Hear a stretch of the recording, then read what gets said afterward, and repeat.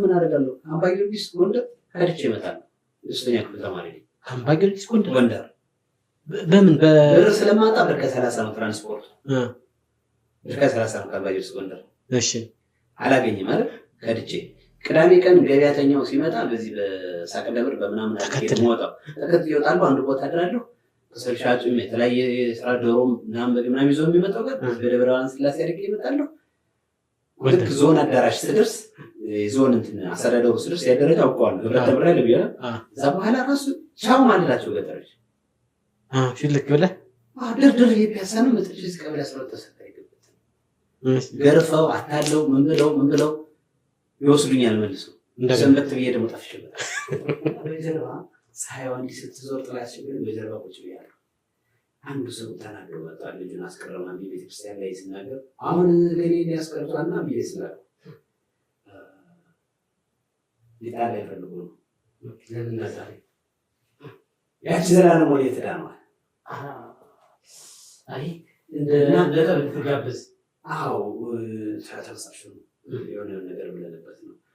እንደገና ከዚህ በፊት ልጅ ድራለው ምናምን ብሎ ትንሽ ብለው ነበር ከሳሙ ነበር ሳሽንጎ ምንም ከበሩ ጋር ነበር ታንሰቦ ያዝላለ ወጣለሽ ነው አልኩና ብቅ ስለማን ነው ብቅ ስለ ገዘል የደና ነው አይዋል ከተሳሚልና ተማሪዎች ግን ሲባል ሲቀየር ገርማቸዋል። ገዘል ሲባል የሆኑ ሁለት ተማሪዎች ስሜ ገዘል ይመስላቸዋል። አሁን እኔ ፎርዋሽ ነው ጨጨሆ የሚባለው ቦታ ተቃምጦ ለየጣቋቸው ከሁለት ሰዓት በላይ ገር መንገድ ማለት ነው ታውዞ እሺ ይሄው ያመጡ ዛሬ መምራን ዘሌደና ነው ዲስ ዘላለም ደና ነው ብሏቸዋል። አንደኛው ልጅ ግን ሲመጣ አሁን ካመጣልኝ በኋላ ቅድስ አላለው ስምንት ሰዓት ነግረን ያጋሽ ዘልያለ ዘላለም አይደለም ተባለው አማ ቆላ መጣው 15 ሰው አሁን እንደሆነ ለማስተርስ ክላስ 10 ሰው 15 ሰው ካለበት ተማሪ ላይ ጥሩ ሰዓት ቆመረው 3-4 ልጆች ቀሩ። የማስተማር ስሜት አይኖርም። ስለዚህ ለምን ቀሩ ምናምን ብለህ ቀረ ትሰኛለህ እና ይሄን ስለሚያውቁ ነው የቀረባቸው ለራሳቸው ቢሆን እኔ ደግሞ ቀር እንዳይል በጽሁፉና ሐሳባቸውን ይገልጻሉ። ለምሳሌ አንዱ የጻፈውን ላሳውስና ሰላም ብያለሁ በትነ ጽሁፍ መምርዬ ሆዴ እንዳትቆረፍ ከትምህርት የሚያስቀር ጉዳይ ስላለብኝ ለአንዲት ታህሳስ ወር ፈቃድ አድርግልኝ ለአንዲት ታህሳስ ወር መምርዬ ሆዴ ያለብኝ ችግር ነው። ልብ ለልቀት ለምናም ለምሳሌ አሁን የሆነ የለበሰው ነገር ድብ ያለ አደፋ ስለሆነ አንተ ራስን እንደዚህ እንደ ንጹህ እንደምናምን አድርገምታይ ከሆነ እሱ አሁን እንደዚህ አይነት ነገር ተገቢም አይደለም። እንደዚህ አይነት ልክም አይደለም። ግን ምን ይፈጥራል ካነጋገርም ከምንም በቃ ደስ አይለውም ይራዱታል። ወለኛ ችሎ ካመረረ በክብሩ ከሄድክ የሚያደርገውን ያደርጋል እንጂ ምን ይታወቅ አይደለም። ነገኛውም ቢሆን በአብዛኛው ለከተማ ቅርብ ስለሆነ እንደ ከተማው ባለባበሱም በምንም በአብዛኛው ከተማ ገባ ሲል ልክ አሁን እኛ ባህል ወረራ ብለን የውጭውን ስታይል እንደምንከተለው ገጠሮችም እኮ በአቅራቢያቸው ያሉ ከተሞችን ይጠቀማሉ። እንደዛ ያደርጋሉ። ያንተ ያለ ግን የራሱን ደግሞ ቁምጣውንም የሴቱን የራሱን በለበሰ ጊዜ ፀጉሩን ማሰራሩን ባደረገ ጊዜ ጨዋታውም ለዛውም ዘየውን በሰማ ጊዜ መዝናናት አብረን ደስ መሆን ምናምን እንጂ ማነወር መተቸት ምናምን ነገር ተፈጠረ የሚፈጠሩ ነገሮች ግንኙነትን ያሻክራሉ። ግን ደገኛ ደግ ነው በጣም ቆለኛም ፍቅሩም ጣቡም የሚያምር ነው። በነገራችን ላይ እጽፋለሁ ዲያሪዎች ላይ ጽፍ ነበር ድሮ ጽፍ ነበር ማለት ግጥሞች እነዛን ነገሮች ነው መግለጽ ታላቂ ተወለታዊ ነገር ነው ብዙ ይመስላችሁ የነበረው በዚያ መንገድ ነው።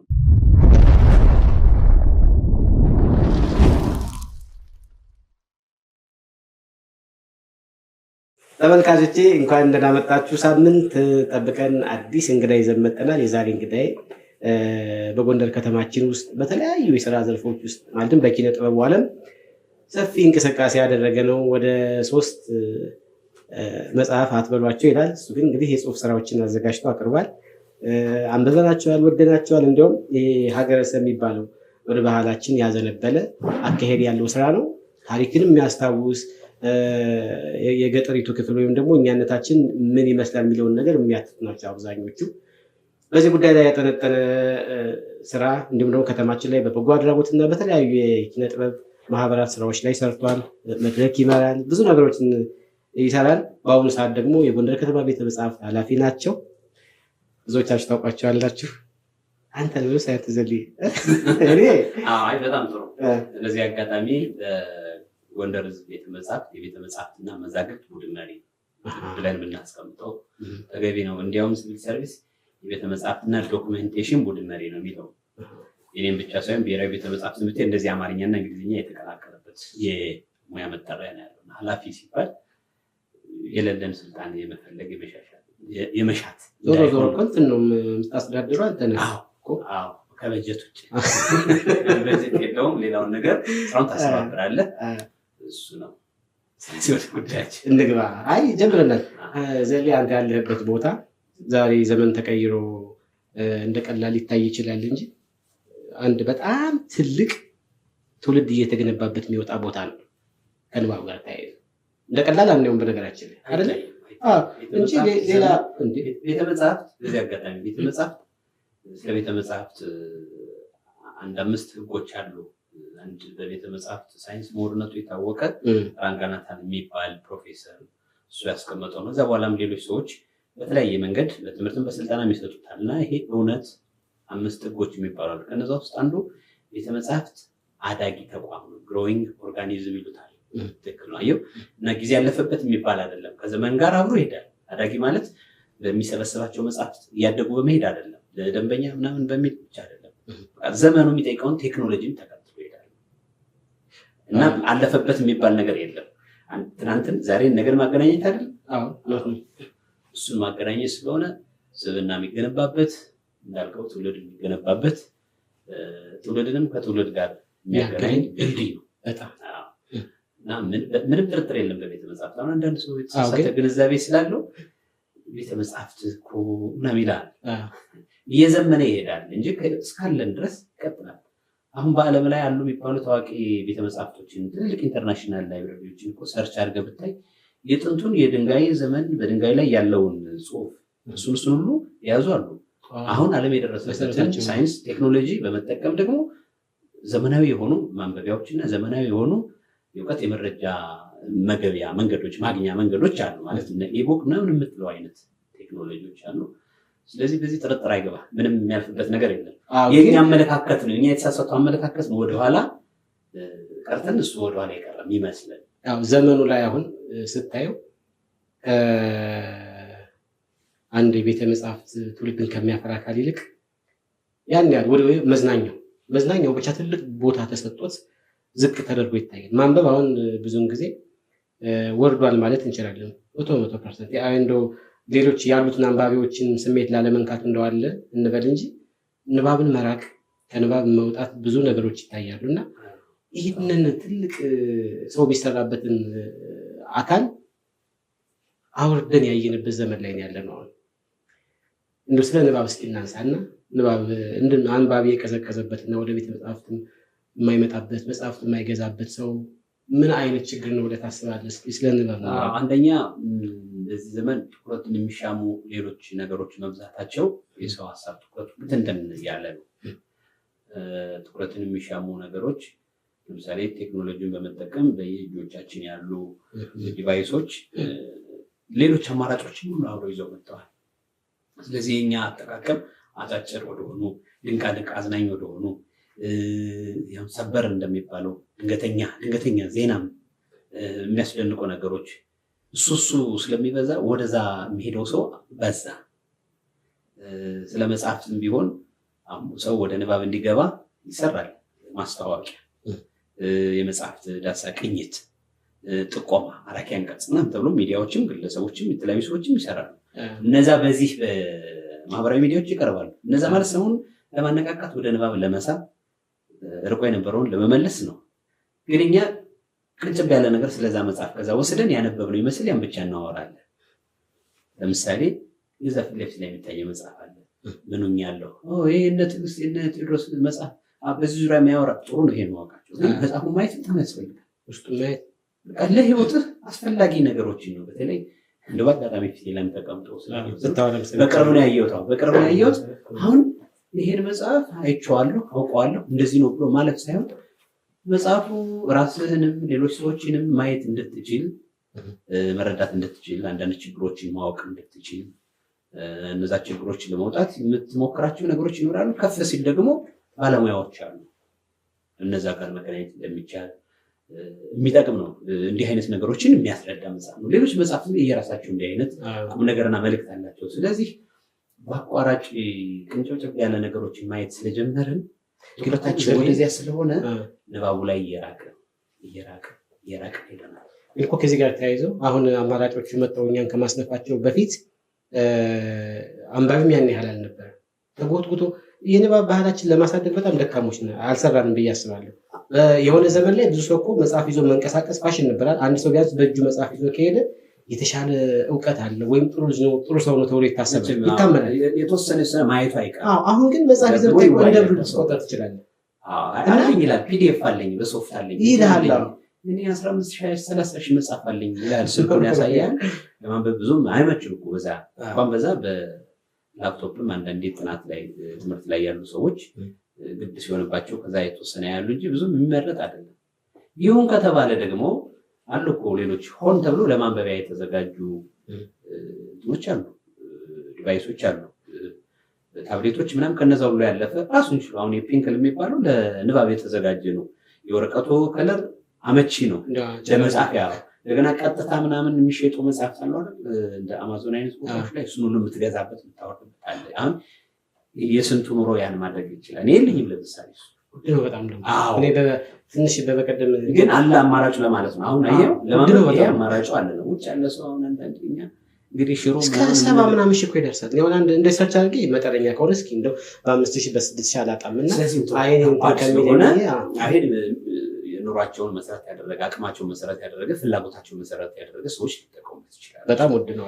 ከሱ ውጪ በሶፍት አይነበብም ብለን አንደምድም። ሶፍት የራሱ አማራጭ ጥቅሞችም አሉት የራሱ ግን ሰበብ እናደርጋለን። አንደኛ በሶፍት እያነበብን እንላለን። ሁለተኛ ቅድም ያልኩህ ትኩረት የሚሻሙ ነገሮች አሉ። ከዚያ ውጭ ወደ መጽሐፍ ስንመለስ ደግሞ አሁን ውድነቱ አለ። መጽሐፍቷ ጋር ተወደደ። እሱንም ዝም ብለህ ሰበብ እናበዛለን። ጊዜ የለኝም እንላለን። በዚህ አጋጣሚ ነገር አሁን እኔ እንደው መታበይ ምናምን እንዳይሆን እንጂ ስንቀሳቀስ በአብዛኛው ከእጄ መጽሐፍ አይጠፋም። በቅርብ ከማነባቸው ወይም ከምከለሳቸው ውስጥ ተቀጣጥረን የተወሰነ ሰዓት ክፍተት ካለ ትንሽ ስሜታዊ ሊሆን ይችላል። ግን እንደዛ ስሜታዊ እንዳልሆን ከዛ መውጣበት ጊዜው እንዳይባክን መጽሐፍ ትገዛለህ። ስለዚህ ትዕግስት ይኖረኛል። የሚያስጠብቀኝ ሰው ያን ሰዓት ተጠቀምኩበት ባከነ ብዬ አልቆጭም፣ አልበሳጭም። እንደው ሌላው ነገር ቢቀር ጊዜ የለኝ የምንለውም በዚህ በመሀል ላይ ከእጃችን ካለ በምናገኘው ሰዓት 25 ደቂቃ የተወሰነ ደቂቃ 30 ደቂቃ የተወሰኑ ገጾች ታያለ። እንዲህ አሁን ጥሞና የሚጠይቁ ይሁነኝ ብለህ እንደ ቤተ መጽሐፍት እና የራስ የመረጥካቸው ማንበቢያ ቦታዎች ላይ የምታነባቸው የመጽሐፍት አይነቶች እንዳሉ ሆነው ይሄ ያስፈልጋል። ስለዚህ ጊዜ የለኝ የምንለው ሰበብ፣ መጽሐፍ ተወደደ የምንለው ሰበብ፣ የሰለጠነ በኤሌክትሮኒክስ ሌሎች አማራጮች አሉ አንጠቀምም። እንደገና ትኩረትን ደግሞ የሚሻሙ ለምሳሌ ሶሻል ሚዲያ በእነሱ የሚቀርቡ ለምሳሌ ቪዲዮዎች ብዙ ሰው እንዲያውም አመኑናል። በብዛት ስናየው አንዳንድ ጊዜ የሆነ ወሰን መከለል ያስፈልጋል፣ ዳታ ምናምን መሰብሰብ ያስፈልጋል። ይሄ ነው ብሎ ለማስቀመጥ እንጂ አጠቃላይ ግን የምናየውን ነገር ተነስተን ለመገመት እና ለማሳየት ያህል አብዛኛው ሰው በቃ ትቶታል ማንበብን ትቶታል። ብዙ ሰበቦችን ያበዛል፣ ግን አያነብም። ስለ ውድነቱ ያወራል። አያነብም፣ በሶፍት አለኝ ይላል። አያነብም፣ ያው ኦዲዮውን ትረካውን ሰምቼ ምናምን ይላል። እሱንም ጠንቀቅ አድርጎ ላይሆን ይችላል። ኦዲዮ አማራጮች ከብዙ የመውደቃችን አንግል ውስጥ ግን አንዱ አለማንበብ የፈጠረው ነገር ያለ አይመስልም። እኔ በዚህ ዙሪያ የሚሰሩ ሰዎች ንባብ ላይ በጣም ልምድ ያላቸው ምሁራኑ፣ ሌሎች በዚህ ዙሪያ የሚሰሩ ሰዎች እስራኤል ይከታተላሉ። በዚህ በማህበራዊ ሚዲያም በሌላው ላይ ችግሩን በደንብ ነው የሚገልጹት። በጣም በጣም በጣም ተስፋ ያስቆርጣል። ካላነበብን አንደኛ ስለ ታሪካችን፣ ስለ እምነታችን ብለው ስለ ሳይንስም ቴክኖሎጂ፣ ስነ ጽሁፋችን ሌላው ምንም ነገር የለንም ማለት ነው። ባዶውን ዝም ብለን ነው። ስለዚህ እነ መላኩ እንደሚሉት ሁልጊዜ ጃምቦ፣ ሁልጊዜ ክትፎ ነገር ወይም ደግሞ ዱለት ምናምን፣ እዛ ደግሞ ፌስቡክ ምናምን እንደዛ ብቻ ልሆን እንችላለን። በመጽሐፍ በዛ መንገድ ጥሩ ርዕስ አድርጎ ስላመጣው የመጣልኝ አስታውስኩት። ስለዚህ እንደዛ አይነቱ ደግሞ እስከመቼ ነው የምትኖረው? አኗኗር ራሱ አመጋገብንም ለማስተካከል ብዙ ነገር ይነበባል አይደል? አሁን ብዙ ሰው ከተጎዳ በኋላ የሚያመጣውን ጉዳት ካየነው በኋላ ከቀመስም በኋላ ልንመለስ እንችላለን ብዬ አስባለሁ። በአሁኑ አካሄድ ግን ስታይ በጣም ተነፋልጋል። እንደ ሀገር አሁን እኮ እንደ መንግስትም ብታየው ትኩረት አይሰጥበትም። እንደ ግለሰብም ብታየው እንደ ቤተሰብም ብታየው ለመጽሐፍ ያለው ነገር በሙሉ ወርዷል። ይሄ ደግሞ በደንብ አልሆነ ዋጋ ያስከፍላል። ልክ ነህ። ለምሳሌ አሁን ትምህርት አካባቢ ያለ ሰው የግድ በየደረጃው በሚሰጠው ትምህርት ግዴታ ነው ቤተ መጻሕፍት፣ ግዴታ ነው ንባብ። በዚያ መንገድ መቼም ተቻችሎ አለ። ከዚያ ውጭ አሁን ሌሎች አብያተ መጻሕፍትን በአብዛኛው በባህልና ቱሪዝም ነው ያሉት፣ በሁሉም በሀገሪቱ በሁሉም ክልሎችም ከተሞችም ብታይ በዛ ነው ያሉት። ስለዚህ እዚያ ላይ ደግሞ የበጀትም የተለያዩ ጥረቶች ምናምን ስለሚኖሩ ግብአቱ ራሱ አይሟላም መጽሐፉ በበቂ ሁኔታ። በዚህ አጋጣሚ እሱ ብቻ አይደለም በግዥ የሚገባው ብቻ ሳይሆን አሁን በአዋጅ የሚባል አለ። ሰሞኑን የብሔራዊ ቤተ መጽሐፍት እንትን እያየው ነበረ፣ ተቋርጦ የነበረ እንዲህ አይነት ነገሮችን ለማጠናከር ማተሚያ ቤቶች በየአካባቢ የሚታተሙ መዛግብትን፣ መጽሐፍትን፣ የተለያዩ እውቀት የመረጃ ምንጮችን በተወሰነ ኮፒ የግድ ማስገባት አለባቸው በአካባቢያቸው ላለ ለከተማ ቤተ መጽሐፍት። አሁን ያለ በዚህ አጋጣሚ ጎንደር ማተሚያ ቤት ነበራት ከ60ዎቹ ጀምሮ፣ አሁንም አለ። እንዲያውም እየዘመነ እየተሻሻለ ሄዷል አይደል? ከዚያ ጊዜ ጀምሮ ይገባ ነበር የተለያዩ የህትመት ውጤቶች። ከተወሰነ ጊዜ በኋላ ግን የለም። አየው ክፍተት የሆነ ነገር ተፈጥሯል። ስለዚህ ብሔራዊ ቤተ መጽሐፍት እንዳለው ከተሞችም እንግዲህ አመራሮች ጋር ተነጋግረን ማስገባት አለባችሁ ብሎ የሚያዝበት ሁኔታ መፈጠር አለበት። እንዲያውም እኮ ቦርድ ምናምን ሆኖ የሚመራው ቱሪዝም ነው ራሱ። ስለዚህ መሆን አለበት። እንዲህ አይነት ነገሮች አሉ። ከዚያ ውጭ ያው ስለ ንባብ እያወራን ስለሆነ ግለሰቦችን በየቤታቸው የተለያዩ መጽሐፍት ይኖሯቸዋል። መጽሐፍት ታግተው ልክ አሁን በዘመኑ ሰው እንደሚታገተው ታግተው አንድ ቦታ ላይ መቀመጥ የለባቸው። በቃ ስህተት ነው። ምን መሆን አለባቸው? ከተነበቡ በኋላ ሌላ ሰው ደግሞ እንዲያነባቸው መዟዟር አለባቸው። ለዚህ ደግሞ ቤተ መጽሐፍትና ሌሎች ቤተ ንባቦች ትንንሾችን ቢሆኑ አመቺ ናቸው። ሰው መዛግብትን መጽሐፍትን አገኛለሁ ብሎ ሄደው ከነዚህ ተቋማት እሱን የመውሰድ ነገር መዳበር አለበት። መልዕክት ማስተላለፍ ይገባናል። በእርግጥ በየቤታችን በየጊዜው የምንጠቀምበት ለራሳችን የሚሆን የምናቆየው መጽሐፍ ይኖረናል። እዚያ ውጭ አሁን በአጋጣሚ አንተ ለምሳሌ ብዙ መጽሐፍት አሉ። በአመት ምን ያህል ትሰጣለህ? እኔ አላውቅም። እኔ አለኝ እንዳንተ አሁን ቤተ መጽሐፍ ስለገባዋል ሳልገባም አለኝ መረጃ። ለጎንደር ማረሚያ ቤት ምናምን ከዚህ በፊት ከ2004 ጀምሮ አስገባ ነበር። ከሌሎችም ለምንድን ነው? እነዛ ሰዎች ሰፊ ጊዜ ያላቸው ብዙ ነገር ሊሰሩ የሚችል ሀሳባቸው የተሰባሰበ ስለሆኑ ከሌላው ሰው የተለየ ናቸው። ማረሚያ ቤት ቤተ መጽሐፍት ከሌለው ወይም ስብስብ ወይን ያህል ከሆነ ማገዝ አለብን። አሁን ቅድም ንባብ ከዚህ በፊትም ነግሬሃለሁ። መጽሐፍት አሁን እዚህ ጋር አውጥተህ ያሰጠን ግን ምናልባት እንደዚህ መዋጮ ካለ በገንዘብ ደረጃ ተገዝቶ እናደርጋለን። በገንዘብ ላይ እስካሁን አላደረክም እንጂ ያስፈልገኛል። አይ እኔ ልንገር ያው አንዳንዴ ስንደጋግመው ነገሩ ራሳችን መቆለል እንዳይሆን ብዬ ነው እንጂ እኔም ከ2000 መጀመሪያ ምናምን ጀምሮ መጽሐፍት አውሳለሁ። አብዛኞቹን አውሳለሁ። አንዳንዶችን ደግሞ የሰው ፎርማሊ ግን የተዋሹ መጽሐፍ ተበላው እኔን በላም። ይሄን አንደኛ የተዋሾችን አይነት አይቼ ቆጠብ በመላቸዋለሁ። ሁለተኛ እኔ በመዝገብ በፊርማ ነው የምሰጠው። በጣም ጓደኛዬ ነው አብሮኝ ቤት የሆነ ጊዜ የሚውል ነበር። ለምሳሌ ነቀን ታውቀዋለህ? ያለ ፊርማ አልሰጠውም። በቃ እኔ ከሌለው ከኔ ቤት ሁሉም የእሱ ነው አይደል? የሚወስድ ከሆነ እኔ ባልኖር መዝገቡ ላይ ጽፎ ነው የሚል። ቢረሳው እንኳን እንጣላለን። ይሄን በማዕከላችን እንደጋርገና ላይ ነጋ ብቻ አይደለም። አሁን ገሌ ማለት ሊከብድ ይችላል እንጂ ሚዲያዎች አካባቢ ያሉ ሰዎች ምንዋስ ነበር። ያ ብቻ አይደለም። በሰራሁባቸው መስሪያ ቤቶች ላይ እንዲያውም ጊዜ እንዳልወስድ እንጂ አንዳንድ ዶክመንቶች አምጥቻለሁ ላሳይህ ይችላል የምሰራቸውን ነገሮች። ስለዚህ ማዋስ አለብን፣ መመዝገብ አለብን እንዳንረሳው። ሲበዛብህ እኮ ያልሰጠውን ሰጥቻለሁ ብለህ ልትቃየም ትችላለህ። ያም ሰው ሊረሳው ይችላል። በነገራችን ላይ አንድ ሌላ ነገር እኮ ሊፈጠር ይችላል። አንተ የሰጠኸው መጽሐፍ ለምሳሌ እኔ ፊርማዬ ቀኔ ራሴን እሰጠዋለሁ። አሁን የላይብረሪ የነምበሪንግ ሲስተሞችን ሳላውቅ የካታሎግ ምናምን ሳላውቅ ማለት አሁን ዲዲሲ ነው ጎንደር ህዝብ ቤተ መጽሐፍት የሚሰራው። ሌሎችም አማራጮች በንባብ እያየኋቸው ነው። ራሴ ግን የራሴን ኮድ ሰጥቼው እኔ 8 አይነት ናቸው እኔ ቤት ያሉ መጽሐፍት እየመሰበሰባቸው ኮድ አለ፣ ቁጥር አለው። 8 አይነት 8 ለምሳሌ ሃይማኖት ነክ የሆኑት በሙሉ አንድ ነው የማደርገው። ለምሳሌ እኔ 5 ቁጥር የስነ ልቦና የተለያዩ መጽሐፍት ነው ሳደርግ የነበረው። ይኸው ግን 500 የሚባለውን በዲዲሲ ብትሄድ የተፈጥሮ ሳይንስ ናቸው። የነ ባዮሎጂ፣ የነ ኬሚስትሪ፣ የነ ማቴማቲክስ፣ የነ ፊዚክስ እንዲህ አይነት ነገሮች በአማርኛም ያው የተፈጥሮ ሳይንስ የሆኑ ሌሎች እውቀቶች ግን ምንድነው በራሴ መንገድ እንደዚህ ከፋፍዬ ነው ማስቀምጣቸው። በፊርማ ነው የምሰጥ። በዚህ ዙሪያ 2014 ይመስለኛል ዘመን መለወጫ ላይ እኮ ፋና ተሞክሮ ማቅረብ አለበት ብዬ በሬዲዮ የዘመን መለወጫ ሙሉ በአይ ቲንክ 13 ይመስሉኛል ያሏቸው ብራንች 13 14 በዚያ ሙሉ የተላለፈ ፕሮግራም ነበር። በጣም ብዙ ሰዎች አግኝቼበታለሁ ያመጣ እና ይሄ ተሞክሮ ነው። ሰናይ የሚባል አማትሪ ጋዜጠኞች ክበብ ደስ እኔ ቲቲአይ መምህርነት እየተማርኩ ማለት የመጀመሪያ ደረጃ መምህርነት እየሰለጠንኩ ጋብዘውኝ ሚኒ ሚዲያውን ወክዬ የተቋሙ ሚኒ ሚዲያ ፕሮግራመሪ ነው የነበርኩ። ወክዬ እጅ በጣም የተማረኩበት ቀን ነው። ጥሩ ነው ያስታውሳል።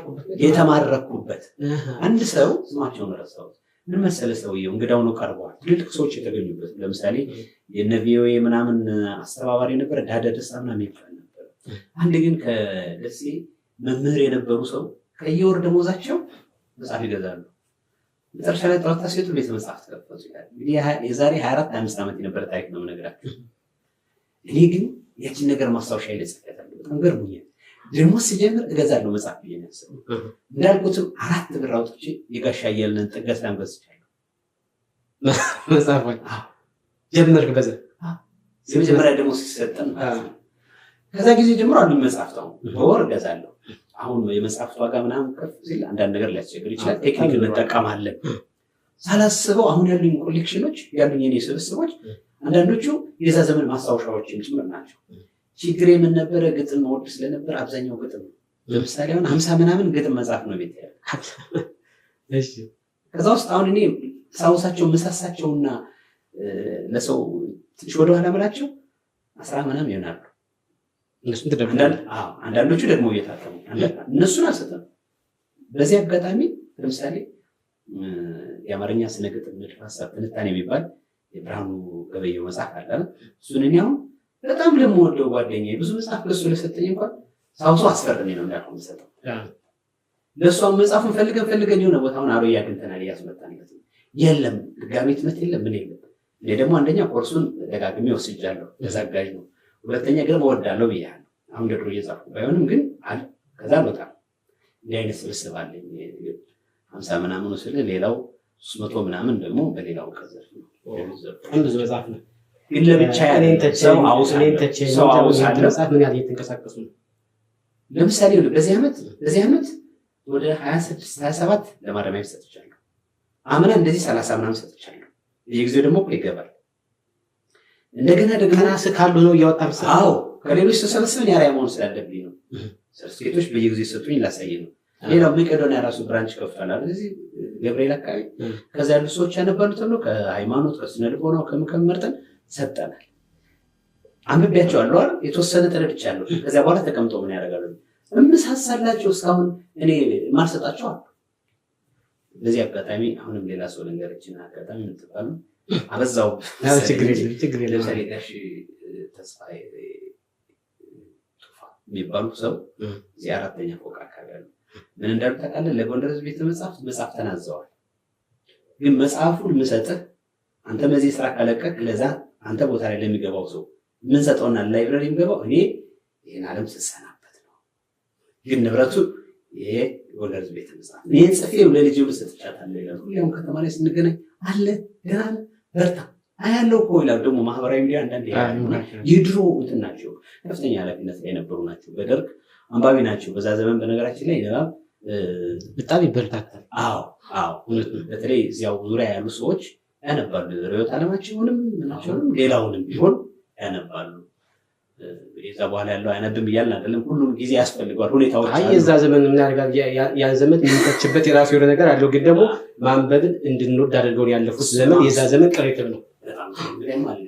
እኔ ቢሮ ብትመጣ ምን ታገኛለህ መሰለህ? አሁን አርካይቫል ዶክሜንቴሽን ብለን ያዘጋጀነው ኖሮ ማለት ነው የመዛግብትና መረጃዎች ቤተ መጽሐፍት መሰረት ትምህርት ግቡን እንዲመታ ቤተ መጽሐፍት በሁሉም ቦታ የሚል ፖስተር አለ አስቀምጠነዋል። እስካሁን መቼ የቆየ እንትን ያው አሁን ስለ ደርግ አይደል ያወራን በዚህ የተነሳ ነው።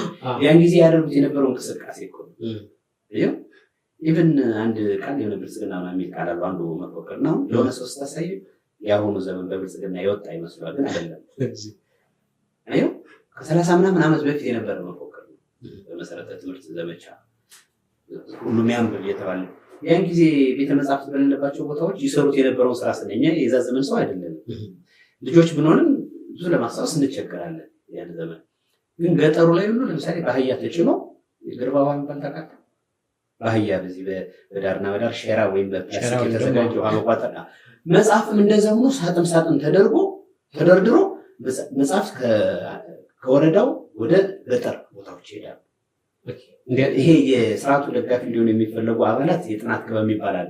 ለምሳሌ ምሁሮች የሆነ መስከረምና መጽሔት በሚባሉ እንደሚወያዩ ሌሎች ደግሞ አላቸው። ሌሎች መጽሔቶች እና በራሪ ጽሑፎች ምናምን የሚወጡ ልሳኖች አሉ። ያን አብረው ይቀላቀላሉ። ግን ደግሞ ፊደል ያልቆጠረው ፊደል እንዲቆጥር የፊደል እንትኖች ገበታዎች ይሄዳሉ።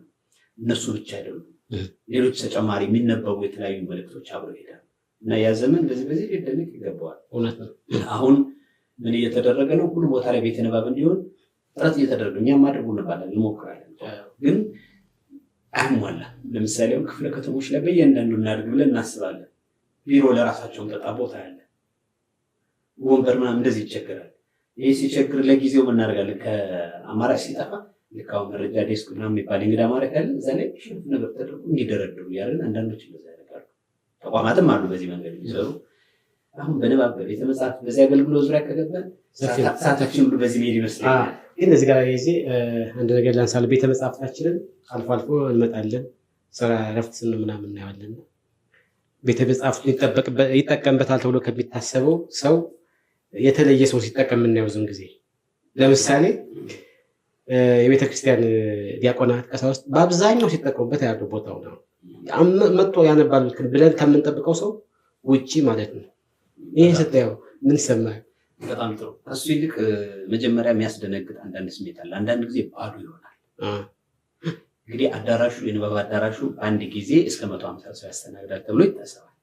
ከስንት እስከ 150 ሰው። እሺ፣ ሰፊ ነው። በጣም የሚያምር ነገራችን። እሱ እንዳለ ሆኖ ፈተና በሚኖር ጊዜ የፈተና ወቅት ሲሆን ተማሪዎች ይመጣል በብዛት። ያን ጊዜ ሞልቷል ብለን የምንዘጋበት ጊዜ በጣም ጥቂት ነው። አየው፣ ለሳፎኬሽኑም ለምኑም ስለማይመችል አንዳንድ ነገር በቃ ሞልቷል ስላለ ወንበሮቹ ስለሚያዙ የማንበቢያ አዳራሽ ያ የምትልበት ጊዜ በጣም አነስተኛ። ነገር ግን በፈተና ወቅት አንዳንድ ጊዜ የኮሌጁም የኤሌመንታሪውም የሃይስኩሉም የሁሉም ተማሪ ይመጣል። ሌላውም አንባቢ ቁጥሩ ያንሳል እንጂ ይመጣል። ከዚያ ውጭ ብዙ ጊዜ ቁጥሩ አነስተኛ። እኛ ደግሞ ሪፖርት ሲሰራ ድግግሞሽ ያለ አንተ ጠዋት ገብተህ ከሰዓት የምትገባ 2 ጊዜ ሊገባው ምናልባት ጠዋት ገብተህ 5 ሰዓት ምናምን ወጥተህ እንደገና ሌላ ቦታ ተመልሰህ መጥተህ 7 ሰዓት ላይ 6 ሰዓት ላይ ትገባ ስሜት ይደረጋል። ቁጥር ገብቷል። ድግግሞሽ ስላለ በዚህ ነው ቁጥራችን ሪፖርታችን ከፍ የሚለው። እንደገና ያ ብቻ አይደለም። አዘዞ እንዳለን ታውቃለህ። ለምሳሌ አይሳ ነው አይነት ሪክሬሽንም የተወሰናል። እንዲህ አይነት ቦታዎችን እንደማመራለን። አንዳንድ ጊዜ ባዶ ሲሆን ያስደነግጣል። በዚያ ላይ ደግሞ ልክ እንደ አንተውን ሀሳብ ሰው ሲሰጠት በመቆጨት ግነት ይጠቀማሉ። ከአንባቢ ቁጥር የሰራተኛ ቁጥር በዛ እንደውም ገሌ ያለ የሚሆነ ሰው ነው 2-3 ቦታ ላይ በጣም ድፍረት ነው እንደዚህ አይነት ነገር። በዛ ማለት አትችልም። ያም በአንድ ፈረቃ ሊኖር የሚችለው ሰው 4 ሰው ጠዋት ላይ በብዛት የጽዳተኞች ሌሎች ከተቆጠሩ ነው 7 ሰው ምናምን የምታየው። ስለዚህ ከ7 ሰው በታች ከሆነ አንባቢ የሁሉ ክፍል ነው ከባድ አይሆንም። ደግሞ እንደዛ ግን አጋነን ስለምንጠቀም አንዳንዴ እንደዛ ይላሉ። ይሄ ያለንን መልካም አጋጣሚ ማጣት ስለኔ ብዙም አይመቸኝም። ሚዛናዊ መሆን ያስፈልጋል። በዚህ አጋጣሚ የጎንደር ቤተ መጻሕፍት በእኛ በክልላችን ካሉ ቤተ መጻሕፍቶች የተሻለ ነው። ለምን? የሰው ኃይሉ እኛ እኮ ወደ 17 ነው ያለን የሰው ኃይል። አሁን ደስ የሚለውም 17 2 ቦታ ላይ ተከፋፍሎ ቢሆንም ያው ሬድ ኢትዮጵያም ሌሎችም አግዘው በጥቂት የሰው ኃይል ነው እየሰሩ ያሉት። ባህር ዳርም እንደዛ ነው። ደብረ ብርሃን፣ ደብረ ማርቆስ መረጃዎች የተወሰኑ አሉ። ወልዲያ አሁን እኛ ምን አጋጣሚ ያለ እንደሌላው ሰው ለራስን ከፍ የማድረግ ነገር አለ። በተጨባጭ ያለው ለማየት ነው። አንደኛ ከ21 ያላነሱ ክፍሎች ነው ያሉ። እንደምታውቀው እንደዚህ ክፍሎች ያሉት ላይብረሪ ያለው ከተማ የለም። አማራ ክልል የሰው ኃይል እንደዚህ ነው። ለምን መሰለህ? በክልሉ ባህል ቱሪዝም አይደለም ሪፖርቱ ግብረ መልሱ የተለያየ ነገር ተሰጠው። ስለዚህ ዋቢ ማድረግ ይቻላል። ይሄ አለ የሰው ኃይሉና ይሄ ብቻ አለ ስብስቡ ኮሌክሽኑ። አሁን እኮ የጎንደር ህዝብ ቤተ መጽሐፍት ያለውን መዛግብት ስብስብ መሰረት አድርገን እድሜ ባለጸጎችም እዛ ሰርተውም አንብበው የወጡ ሰዎችንም አድርገን ሞክሬያለሁ። 2015 ላይ የሰራት አንዲት የቤተ መጽሐፍቱን ታሪካዊ ዳራ በጥናት መንገድ ተሰርቷል እና አሁን 63 ዓመቱ እኮ ነው። አሁን ያለበት ቦታ 21 ዓመቱ ነው። ያሁኑ ህንፃው ነው ያሁኑ የራሱ ለቤተ መጽሐፍት ብሎ የተሰራው 21 ዓመቱ ነው። ነገር ግን ከሱ በፊት በእኛ እድሜ እኛ ልጆች ተማሪዎች ነን ባነበብንበት ጊዜ ደግሞ የእቴጌ ምንትዋብና የብርሃነ ሰገድ ኢያሱ ታችኛው ምድር ቤት ላይ ማለት ነው ፋሲል ቤተ መንግስት ውስጥ ማለት ነው በመስቀል አደባባይ ካሉ በሮች በዛ መግቢያ ያለው ከዚያ ከ25 ዓመት ያህል አገልግሏል። ይኸው ቀጥል አሁን ሜጋ የሚባለው የመጽሐፍ መደብር ወይም የድሮ ኩራዝ ከዛ ጀርባ ያለ ቤት ደግሞ ከሱ ደግሞ እንደዚህ 8-9 ዓመት አገልግሏል። ከዚያ በፊት ደግሞ ሲመሰረት 1955 ነሐሴ ላይ ነው ቀዳማዊ ኃይለ ሥላሴ የሚባለው ትምህርት ቤት በዚያ ዘመን ትምህርትና ስነ ጥበብ ሚኒስቴር ነው የሚባለው የቀዳማዊ ኃይለ ሥላሴ ትምህርት ቤት ነው ፋሲለደስ ምንለው ከዛ ነው የተመሰረተው። ስለዚህ ያን ጊዜ ጀምሮ የነበሩ መጽሐፍትን በማተማቸው ታውቃቸዋለህ። አንዳንድ ደብዳቤዎች እያደራጀን ነው አሉ። በዚያ ዘመን የዕድሜ ባለጸጋ የነበሩ ሰዎችን መረጃ የሚሰጥ ሆነ በቂ። ስለዚህ የ63 ዓመት ታሪክ አለው። ሌሎች ከተሞች የክልላችን ከተሞች የላቸውም እያልኩ አይደለም። እንደዚህ ሰስቴን ማድረግ ኮሌክሽን ቦታ ቢቀያየር መዝለቃቸው የኔ ዓላመት ራሱ አንድ ነገር ነው። ለምሳሌ ሌላ መረጃ ልስጥ። ለምሳሌ በኩር የሚባል መጽሔት በኩር አሁን ብዙ ጊዜ በጋዜጣ ነው እናውቃለን። አሁን እንዲያውም ጋዜጣውን ያን ያህል እየቀረ በሶፍት ነው በብዛት ይመስለኛል እኛ እየገባ ስላልሆነ። በኩር የሚባለው መጽሔት በነበረበት ጊዜ አንድ ጥናት ተሰርቷል። በክልሉ ያሉ ቤተ መጽሐፍቶችን የሚዳስስ የክልሉ ጋዜጠኞች ነው የሰሩት። በእርግጥ ያን ጊዜ በነበረው ሁኔታ ንጽጽር ላይ የተሻለ ነበረ ጎንደር። ለምን ቅድም ባልኩ በእቴጌ ምንትዋብና በብርሃነ ሰገድ ኢያሱ ምድር ቤት ላይ በ5 ክፍሎች አገልግሎት ይሰጣሉ። 7 የሰው ኃይል ነበረው። 3 የሰው ኃይል የነበረው ነበረ። መኪና በጣም እንግዲህ ግንብ ውስጥ ነው ቤተመንግስት ውስጥ ነው። መኪና ጥግ ሆኖ ድምፅ የሚረብሸው ቤተመጻሕፍት ነበረ። ስብስቦቹ አነስተኛ ነበሩ። አሁን የቤተ መጻሕፍት ደረጃዎች የተለያዩ መስፈርቶች አሉ። ደረጃቸውን ለማስቀመጥ ለመመደብ አንዱ የስብስብ መጠናቸው ነው። ስለዚህ ከ10,000 በታች ናቸው። እኛ ከሆን ከ46,000 አካባቢ እየደረሰ አጠቃላይ መጽሐፍ ብዛት ስንት ይሆናል? 46,000 እየደረሰ ነው ማለት በ2 ዓመት ነው ቆጠራ የምናደርገው። አዲስ የገባውን እየደመርን ነው የምናሳድገው። መጽሔቱንም ጋዜጣውንም ደምሮ ነው መጽሐፍት ብቻ መጽሐፍት ጋዜጣውማ ደምሮ ጋዜጣው ለብቻው ጥራዙ ጋዜጣም ካነሳ ነው ከ71 ዓመተ ምህረት ጀምሮ ጋዜጣ ከተነበበ በኋላ እንደገና በመጽሐፍ መልክ ተጠርዞ እንደ ትልቅ መዝገብ ነው የሚቀመጠው። ያው ብዙ ጊዜ ኤግዚቢሽን ላይ ይዘነው እንወጣለን። ነገር ግን አሁን 71 ስላልኩ የ70ዎቹ ብሎ ቢመጣ ሰው ላያገኝ ይችላል። የ77 አንድ ጥራዝ ነው ያለ። ከዛ በኋላ የተወሰኑት ነው ያለ። ምናልባት ይሄ እስከ 1987 ዓመተ ምህረት ድረስ ብሔራዊ ቤተ መጻሕፍትና ቤተ መዛግብት ኤጀንሲ ነው የከተሞችን ቤተ መጻሕፍት በበላይነት የሚመራ የሚቆጣጠር የነበረው መዋቅርም እንደዛ ስለሆነ ከዚያ በኋላ ነው ይሄ የክልል አወቃቀር የመጣው።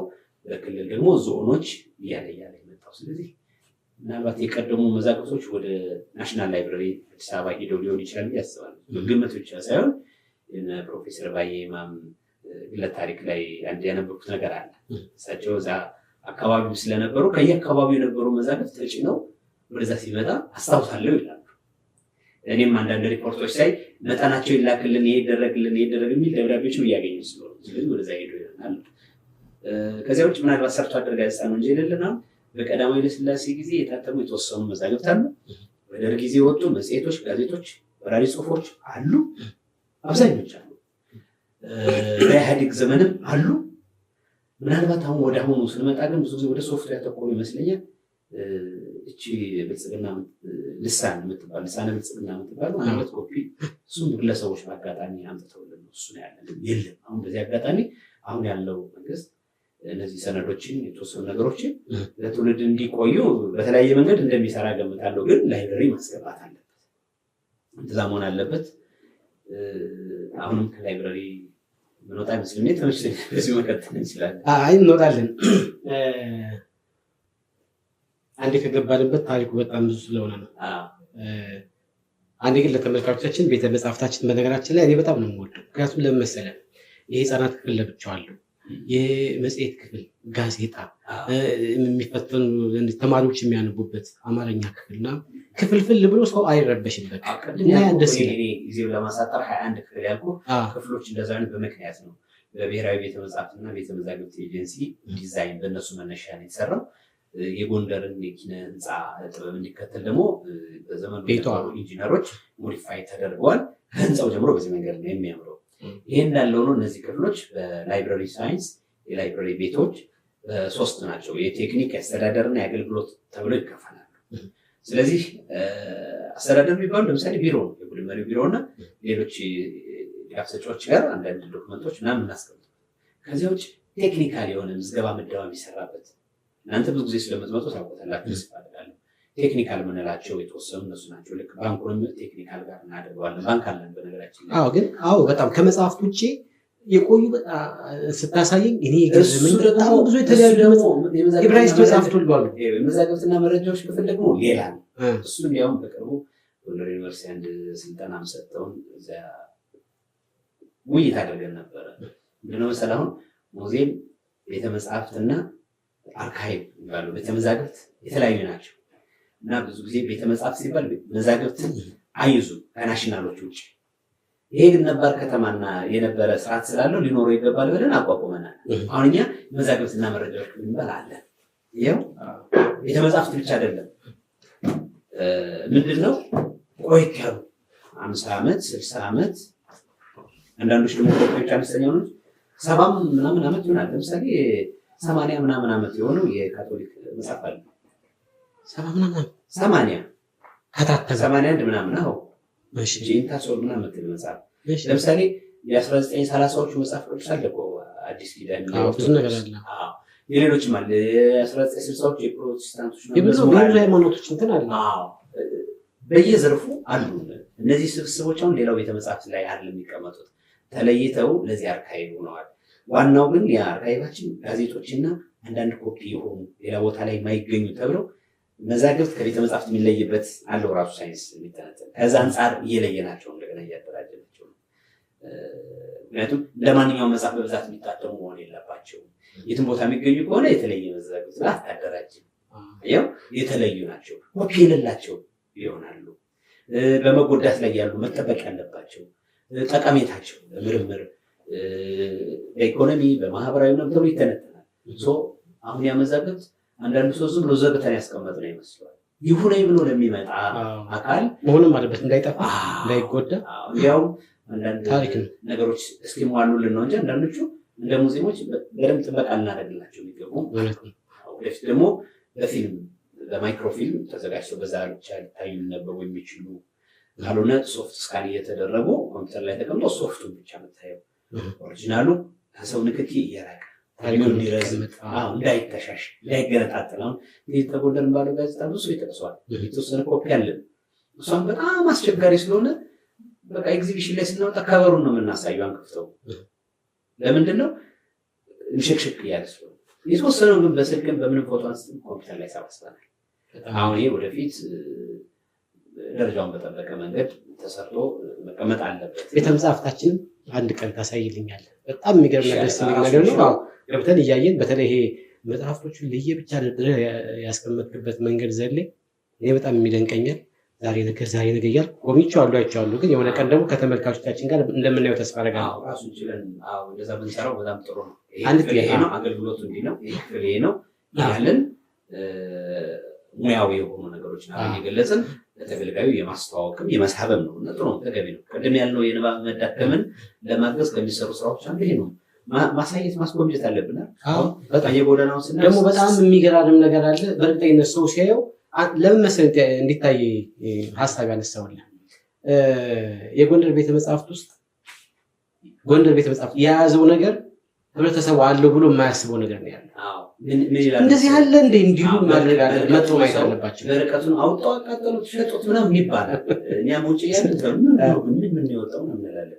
በዚህ አጋጣሚ አሁን ከተማው ላይ እየተሰራ ያለ አንድ መልካም ነገር መጥቀስ ያስፈልጋል።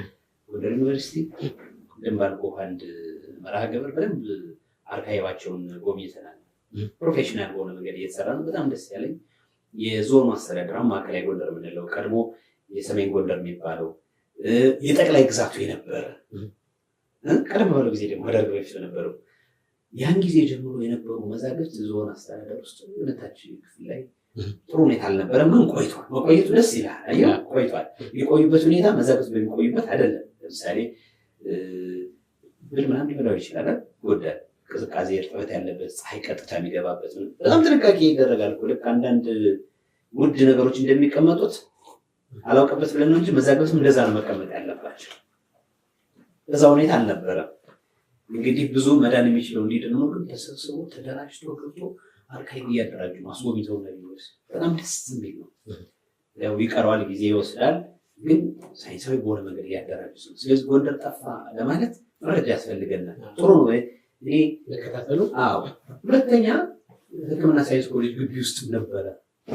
አሁንም የሚቀሩ ቦታዎች አሉ። ለምሳሌ የማዕከላዊ ጎንደር ዞን ፋይናንስ አሁን የድሮ በጅሮ እንደምንለው በተለምዶ እሱ ግቢ ነባር ተቋሞች ናቸው። የከተማው በተለይ በጣሊያን ጊዜ ጀምረህ ባለው ጊዜ ማለት ነው። የዛ በፊት የነበረውን አናውቅም።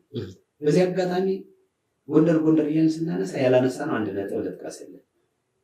በአፄ ፋሲል ጊዜ የተሰራ ቤተመዛግብት አለ። ጎንደር አብያተ መንግስታት ግቢ ውስጥ ከሚጎበኙ ህንፃዎች መካከል አንዱ አፄ ፋሲል ቤተመዛግብት ነው። ይሄ ቤተመዛግብት 17ኛው ክፍለ ዘመን የተገነባ ማለት ነው። ይሄ ቤተመዛግብት የሆነ ጊዜ እንዲህ አይነት ድርሳናት እንደነበሩት ይጠበቃል። የት ሄደ? ይሄ ምርምር የሚጠይቅ ነው።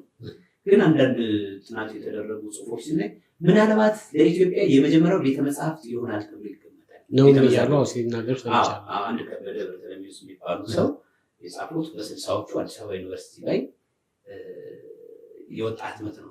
በ60ዎቹ እና የውጭ ሀገር ዜጋ የጻፈው ጽሁፍ አለ ጥናት፣ እሱን ጠቅሰው ከዚያ በኋላ የሚወጣ ሌላም ጽሁፍ አይቻለሁ።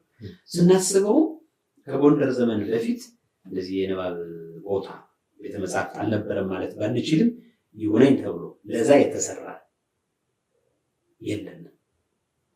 ለምሳሌ ቤተ እምነቶች አላቸው ቅርሶቻቸው፣ ንዋየ ቅድሳትን፣ የተለያዩ መጽሐፍትን የሚሰበስቡበት ዘመን ስላለ ያን ልንወስድ እንችላለን። ታዲያ በአፄ ፋሲል ዘመን እንደዛ ነበረ ካልን ጎንደር ለልጃቸው በጻድቁ ዮሐንስም የተወሰነ ነበረ። የእሳቸው ደግሞ ቤተ መጽሐፍት አለ። እንደዚያ ከነበረ ያው ነው የት ሄደ? እንግዲህ ወደ ሀገራችን ወጣው ወደ ውጭ የሚባሉ መጽሐፍት ከተነሱበት ቦታ ልክ መቅደላ ላይ በአፄ ቴዎድሮስ ጊዜ ተወሰደ እንደሚባለው እዚህ በዘመነ መሳፍንት ጊዜም በተለያየ ጊዜም ከጎንደር ከዚህ ፋሲል ቤተ መዛግብትም ከሌሎች የኢትዮጵያ ክፍሎችም ወጣው ሄደዋል። እሱ አሁን ሄዱ ጉዳት ብቻ ነው ወይ ምናምን እሱ ያከራክራል። የተለያዩ ምሁራን የሚያቀርቡትን ነገሮች እያየን ነው። ግን ነበረ የሚለውን መናገር ይቻላል። ስለዚህ በዚህ ማይ ቀደም ያለች እንጂ የኔን ታሪክም ስለሚያውቁ ነው። አሜሪካውያን ነው ቅድም ያልኩ በትምህርትና ስነ ጥበብ ሚኒስቴር ቀዳማዊ ኃይለ ሥላሴ ትምህርት ቤት የሚባለው ፋሲለደስ ላይ በ1955 18,000 ያለ መጽሐፍ ስጦታ የአሜሪካ ሕዝብ ለኢትዮጵያ ሰጠ ተብሎ መጥቶ የተጀመረው የከተማን ዳራ ስለሚያውቁ 18,000 ይላል። ከኔ በፊት የነበሩ አለ እኮ። አሁን ለምሳሌ አንዱ አንተ ምን አይነት መጽሐፍ እስካሁን ያየኸው? አሁን በገጽ ብዛቱ በመጠኑ አሁን በዚህ ዘመን ጥራቱ ራሱ እንግዲህ የዛ ዘመን ሆኖ እንኳን በአሁኑ ዘመን እኛ ራሱ አልደረስንበትም ጥራቱ። በዚህ አጋጣሚ 3200 ምናምን ገጽ ያለው መጽሐፍ አለ። አይቶ ታውቃለህ?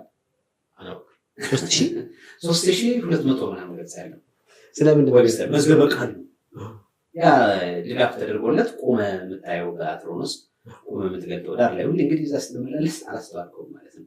አሮጌ ምናምን መስሎ ሰው ዳር ቁጭ ብሎ የድሮዎች ሰዎች ያ መጽሐፍ አለ ወደ ህፃናት መግቢያ ክፍል ላይ ነው መዛግብትና መረጃዎች የሆነ ሰዓት እዛ አልነበረም። ይሄ መጽሐፍ እኮ መጽሐፉ ስጦታ እየተሰጠው በ1955 ነው እያልኩ ነው አይደል? እንግዲህ የታተመው እዛ በፊት ነው ሊሆን የሚችለው። ገምት ከ55 እስካሁን ያለውን እድሜ ያስብ። ይሄን መጽሐፍ እዛ ውስጥ እናደርገው ኮፒ የለውም ብያለሁ። እዛ ላይ ተቀዳዶ አንዳንዱ በፕላስተርም የተያዘ ሁሉ ገጾች አሉ እና ከነዚያ ከ18,000 መጽሐፎች ውስጥ አንዱ ይሄ ነው ለማለት ነው።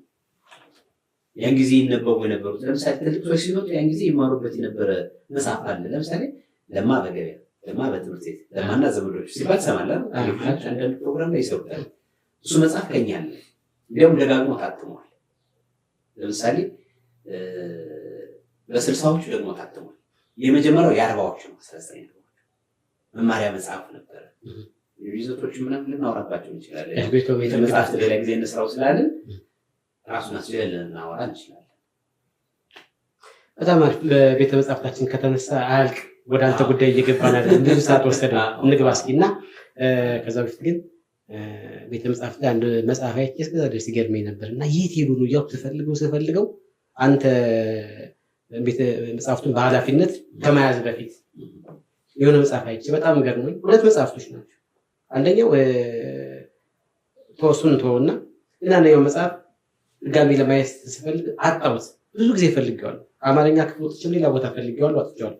ግን አንተ ወደ እንትን ስትመጣ እና ይሄ ባንክ ብለህ ለብቻ ስብስብ መዛግብት ያስቀምጥክበት ቦታ ላይ አገኘሁት። መጽሐፍ ይገርመኛል። መዛግብት እና ሳይሆን ገርም ያ መጽሐፍን መሰለህ መጽሐፍ ነው ግን መጽሐፉ ከበር ላይ ጀርባው ላይ ሲጋራን ያስተዋውቃል። መጽሔቶች ናቸው። ይሄን ትንሽ መጽሐፍ ነገር ነች እና ሲጋራ ያስተዋውቃል።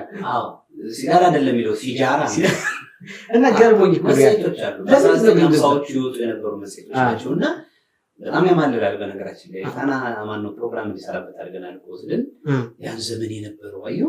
እኔ ሲጋራ በቃ እንዳይጨስ ወጣቱ እንዳይቀርበው እንዳይጎዳበት የሚመከር ነገር ነው። ግን በመጽሐፍ ደረጃ መተዋወቁ ሳይ ገርሞኛል። አሁን መጠጦች እኮ አሁን ነው እንጂ የቆመው መጠጦችን በዚህ መንገድ እኮ ብዙ ነገሮች ይተዋወቃሉ። ብዙ መጽሐፍ የነበረውን የዘመኑ ሁኔታ ይገልጽልሃል። አየሁ በነገራችን ላይ ገንዘብ አውጥቶ ስፖንሰሩ ነው ዝም ብሎ አይደለም። እውነት ነው። እሱ ተደርጎ ነው የማስታወቂያ ተከፍሎበት ነው። ያ መጽሔት እኮ 50 ሳንቲም ነበር የሚሸጠው። የ1954 የ1942 አለ እኮ ዓለምና ጥበብ የሚባል እንደውም ብሔራዊ ቤተ መጻሕፍትና ቤተ መዛግብት ኤጀንሲ ወመዘክር የሚባሉ እሱ ነበር የሚያዘጋጀው። ደንበኛ የሆነ ሰው በዓመት 10 ብር ይከፍላል፣ ከአዲስ አበባ ይላክለታል። እንደሁኑ አይመስልም። ይህንም ላይሆን ይችላል። የድሮ ባስ 2 ቀን ምናምን አድሮ ደንበኛ ትሆናለህ፣ ቤት ድረስ ይመጣል። ግለሰቦች አለን ይላሉ አንዳንዶች፣ አያሳዩኝም የነገሩኝ ሰዎች አሉ። እኛ ግን መዛግብት ስናደራጅ ካስቀመጥናቸው ውስጥ አንዱ ዓለምና ጥበብ። ለምሳሌ ዓለምና ጥበብ 1942 አንደኛው እትም በቀዳማዊ ኃይለ ሥላሴ ጊዜ አባይ ላይ የተሰራውን ድልድይ ያ ድልድይ ሲመርቁ ምናምን አለ ዜናው። አዲስ አበባ ዩኒቨርሲቲ ሲመሰርቱ ቃሉ ራሱ ዩኒቨርሲቲ ነው የሚለው ዩኒቨርሲቲ ይመስለኛል። እንደ ተደርጎ የተመጣው እንግዲህ የዛን ዘመን የቋንቋ አጠቃቀምንም የሚያሳይ ነው። ስለዚህ ምስረታው ምልክት ነው። አየዋል አንድ መጽሔት ጋዜጣ ጊዜያዊ ነገር ይመስላል። ሰው ጊዜያዊ ነገር ብቻ ተደርጎ ነው። አንዳንድ ዜናዎች ጊዜያዊ ሊሆን ይችላሉ፣ ግን ሌሎች ግን ታሪኮች አሉ ጊዜ ምናምን ገልጻ አልፋሉ።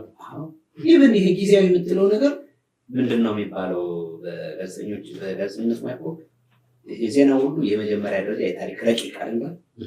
ያን ጊዜ የነበረው በቃ ተሰርቷል። አሁን ግነት ይኖርበት ሌላ ነገር ይኖርበት እሱን የምትመረምረው ነው። እና ዞሮ ዞሮ መጽሔት ጋዜጣ የሚባለው ነገር ተጠቅመህ የምታስወግደው ሳይሆን ይህን ያህል ዘመን ሲቆይ ማስረጃ ይሆናል። ለሌሎች እንትኖች ላይሆን ይችላል። አሁን ሌሎች መጽሐፍት ስትመረምር ሳይንሳዊ በሆነ መንገድ የተሰራ ጥናት ነው። እሱን ለሌላ ስራ ምንጭ አድርገህ ስትጠቀምና የሆነ መጽሔት ጋዜጣ ሲሆን ያን ያለው በተለይ በራሪ ጽሁፍ ያለው ግን አይጠቅሙም እያልን አይደለም። አላቸው ቦታ ቅድም ያለ የመዛግብት ባህል ያለ አይደል? ከመጽሐፍት በተለየ መንገድ በዚያ የሚጠቅሙበት አጋጣሚ አለ። በጣም አሪፍ። ስለ ቤተ መጽሐፍታችን ብዙ አወራን። የሚገርሙ አዳዲስ መረጃዎችን ሰምተናል። እስኪ አሁን ደግሞ ወደ ራሳችን እንመለስ እና ዘላለም ጌጡ ትውልድና እድገቱ ምን ይመስላል የሚለውን ደግሞ እንይና ወደ ግል ላይፋችን እንምጣስ። ዘላለም ማን ነው? የት ተወለደ? የት አደገ? እያንዳንዱን የትውልድ እድገቱን ሂደቱን። ምክንያቱም ምን መሰለህ አንድ ታሪክ ሲወራ ከታሪኩ ጋር ቅድም ያነሳነው ዘመንን ጊዜን ይገልጻል አይደል? ያ መጽሐፍ አንተ ደግሞ ላይፍን ስታወራ ብዙ ነገሮችን እየገለጽ እንድንሄድ ነው። እስኪ እናንሳ። 2008 ዓመተ ምህረት የሞከርኳት ጽሁፍ ነች። እናውጋው። እቺ እናውጋው ቃለ ተረክና ተራኪ ግጥሞች ሞካክራለሁ። መሞከር ብቻ አይደለም። እሺ። እና ደግሞ የተለያዩ ግለሰባዊ ተረክ የሚባል ቤተሰብ ማስተዳደግ፣ ልጅነት፣ ጓደኞች ያንን የሚገልጽ በዚያ መንገድ ነው የጻፍኩት። የራሴ አነሳሽ ምክንያት ነበረ ያ ነው የጻፍኩበት። ይህን ስጽፍ አሁን ከምጠይቀኝ ጥያቄ ጋር እያሱ ለምንድን ነው የተወለድኩበት ቦታ ጊዜ ምናምን የሚል ነገር አልጠቀሱም። ቀጥታ እኔ ራሴን ማወቅ ጀመርኩበት ከልጅነቴና ከትዝታዬ ጀምሮ ነው የጀመርኩት።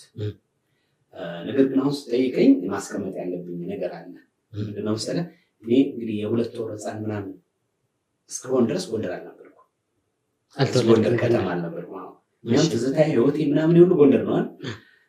ግን የሁለተኛ ወር ምናምን ህፃን እያለሁ ነው ታቅፌ የመጣሁት። እሺ አባቴ እዚህ ነው ጎንደር ነው። እሱ ለዘመቻ የት ሄዳል? ደቡብ 1968 አካባቢ ደቡብ ሆሳዕና የሚባል ቦታ። ስለዚህ እናት ደግሞ በዛ በሰሜን ሸዋ ብትወለድም አዲስ አበባ ነው ያደገች የተማረች። እሷ ደግሞ እንደዚሁ ዘመቻ ትሄዳለች። ስለዚህ በዘመቻ ተገናኝተው ሆሳዕና የሚባል ከተማ ነው እንግዲህ ከዛ እንደተፈራው አድርገን እናስበው።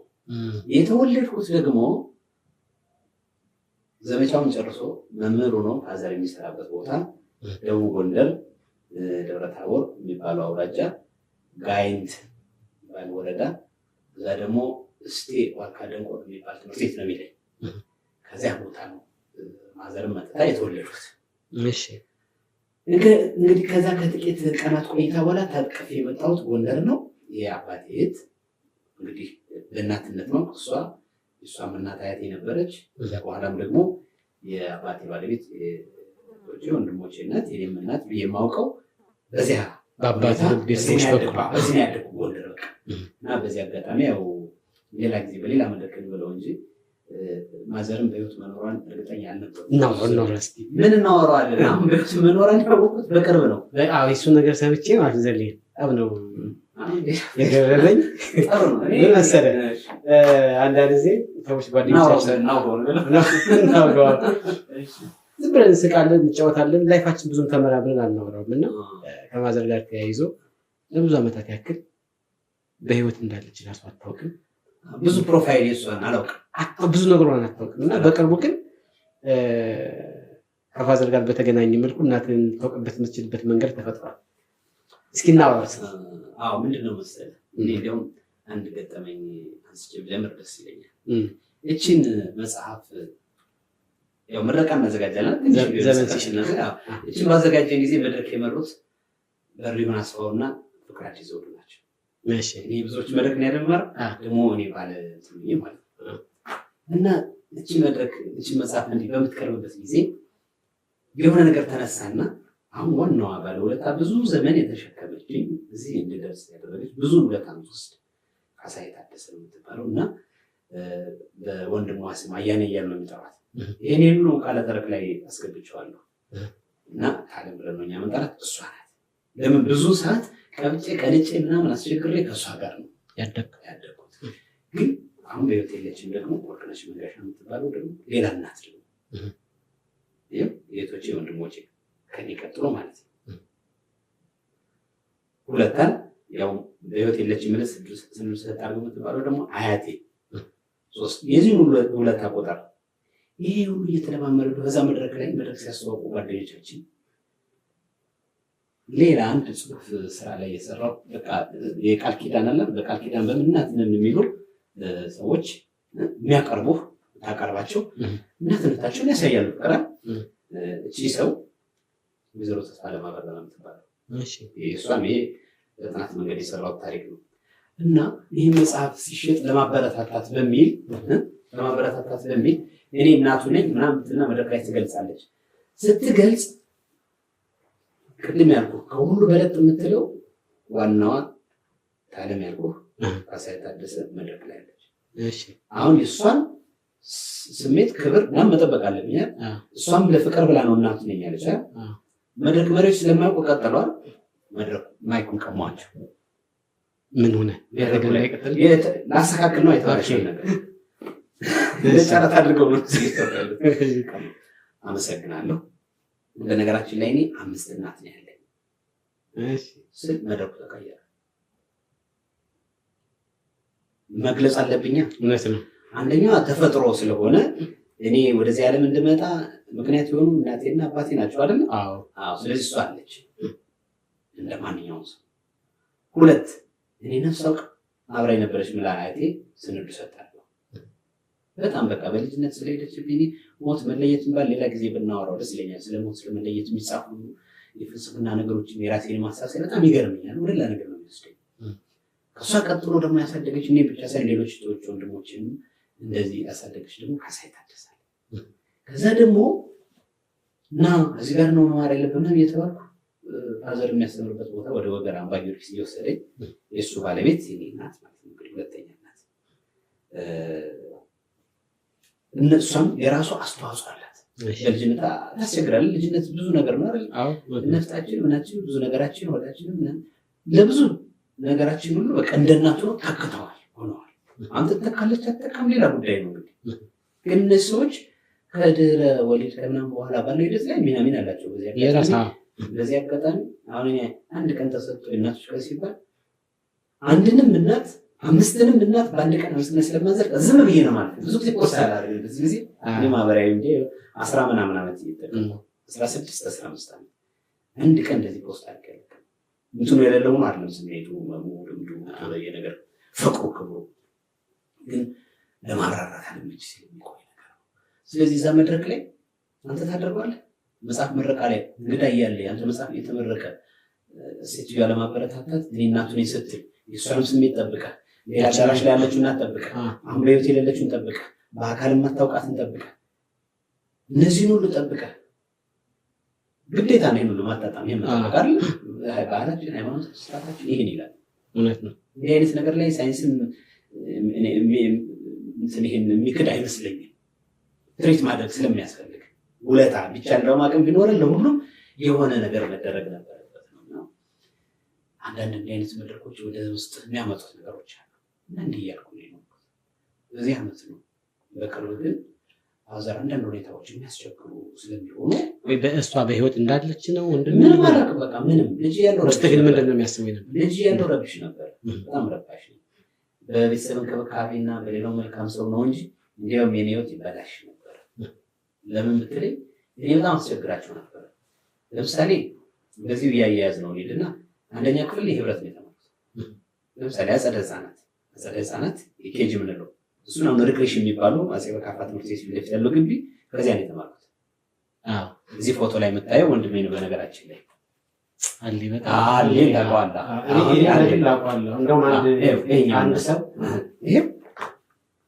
አንድ ሰው ውጭ ያለ ሰው ነው ቃሌን የሚያውቀው ሰው ነው እና ፖስተኸው እኔን በጎንደር መምህራን ኮሌጅ ካለው ከጎንደር መምህራን ኮሌጅ ካለው ህይወቴ ጋር ተያይዞ አሌን እኔ ማውቅበት የራሱን የቻለ ታሪክ አለና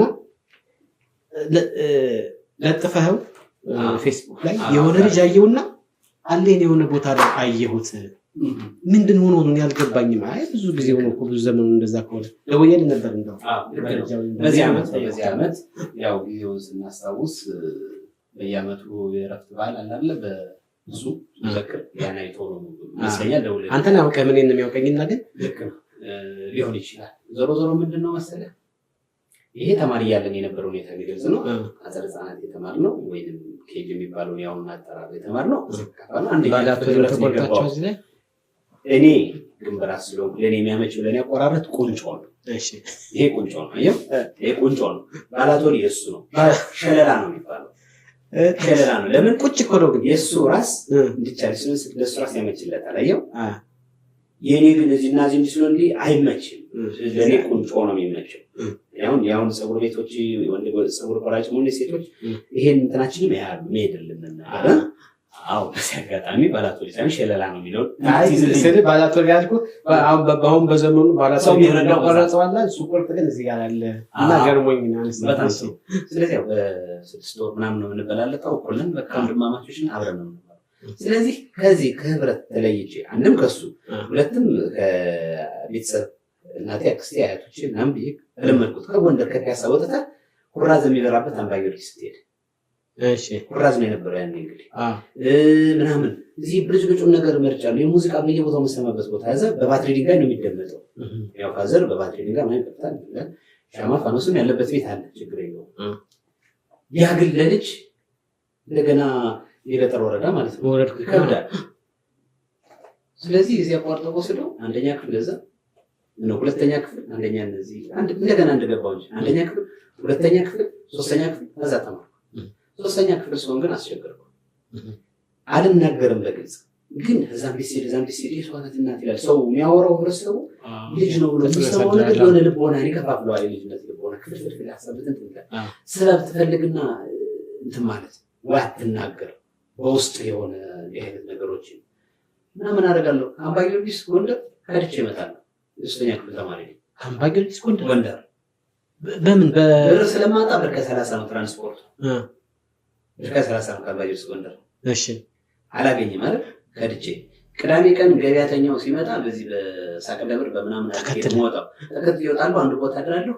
ከሰል ሻጭም የተለያየ ስራ ዶሮም ምናምን ይዞ የሚመጣው ጋር በደብረ ብርሃን ስላሴ አድርጌ ይመጣለሁ። ልክ ዞን አዳራሽ ስደርስ ዞን እንትን አስተዳደሩ ስደርስ ያደረጃ አውቀዋለሁ። ህብረት ተብራ ለቢያ እዛ በኋላ ራሱ ቻው ማለላቸው ገጠሮች ሽልክ ብለህ ድርድር የፒያሳንም መጥሪስ ቀበሌ 12 ተሰጠ ይገበት ገርፈው አታለው ምን ብለው ይወስዱኛል መልሶ ሰንበት ብዬ ደግሞ ጠፍሽበት።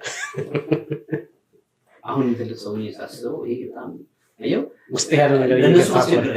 እግዚአብሔርም ጠብቆኛል እንዲህ እንደማለት እንጂ ብዙ ነገር እንትን ይል ነበር። መጨረሻ ላይ 3ኛ ክፍል ግማሽ ወሰነ ትምህርት ጎንደር ይማር ተብዬ መጥቼ መሰረት ገባሁ። መሰረት 3ኛ ክፍል ግማሹን ተማርኩ፣ 4ን ተማርኩ። 5ኛ ክፍል ሲሆን እና ፋዘር ወደ ከተማ ተቀይረው መጡ ወደ ጎንደር። ሲመጡ ደግሞ ባት አካባቢ ደግሞ የአያታችን ቤት አለ ያባገበት እዚህ አካባቢ ነው ቤት የሰሩት እነሱ። አባቱ ጋር ነው የማር የመምህር ልጅ ነው የሁለት መምህር ልጅ በለው እንግዲህ እናት ደግሞ መምህር ናት አይደል። ስለዚህ የሁለት መምህር ልጅ ነው ከነሱ ወጥተህ ሌላ ቦታ ልማር ማለት በዛ ላይ የዚህኛው ቤት ገቢ ያን ያህል ስለሆነ ደሞዝተኛ እንደውም ይማረራል ምን ጊዜ የተሻለ ማለት ነው። ስለዚህ እዛ ይባላል ብርቅ ሆኖብኝ ይልኩባታ እዚህ አጋጣሚ ጥሩ ነገሮችን አወኩ። እዛ ባት አካባቢ ልጆች ጋር በጣም ደስ የሚለኝ ነው። ይሄን ስጽፍ የናየዋ ሰፈር የሚለውን እየጠቀሱበት ምክንያት አለ። የግሌን ብቻ ነው እየተረፈ ያለው። አሁን ማላያቸው ያን ጊዜ የነበሩ ባህላዊ ነገሮች እነዚህ ወግ ዕቃዎች አንዳንድ ነገሮች ስለሚገርሙኝ ነው። ይሄን በቋንቋ አጠቃቀማችን ጀምሮ ያን ነው ለመጥቀስ የሞከርኩት። ስለዚህ እንዲያልኩ የተማርኩ ቆየሁ። ከዚያ በኋላ ግን ወደ ለመድኩ ሰፈር ወደ ቀበሌ 12 ቀጠና 3 በነገራችን ላይ በጥንታዊ ሰፈር ስም አጠራሮች ጨቄ ቤት የሚባለው ማለት ነው። ስለዚህ እኔ ህይወት ብዙ ዘመን ያሳለፍኩት ጨቄ ቤት ነው። አምባ ጊዮርጊስ 2 ዓመት ተኩል ነበርኩ። ባት አካባቢ 3 ዓመት 4 ዓመት ነበርኩ። ከዛ በኋላ ትልቅ ሰውዬ በስራ ስዞር ካልሆነ በስተቀር ኑሮዬ ጎንደር ቀበሌ 12 ጨቄ ሰፈር ነው። እዛ ብንለቅም ወደ ቀጠና 1 ወደ ሲኒማው ጠጋ ነው ወደዚህ ናይል አካባቢ ነው ትንሽ።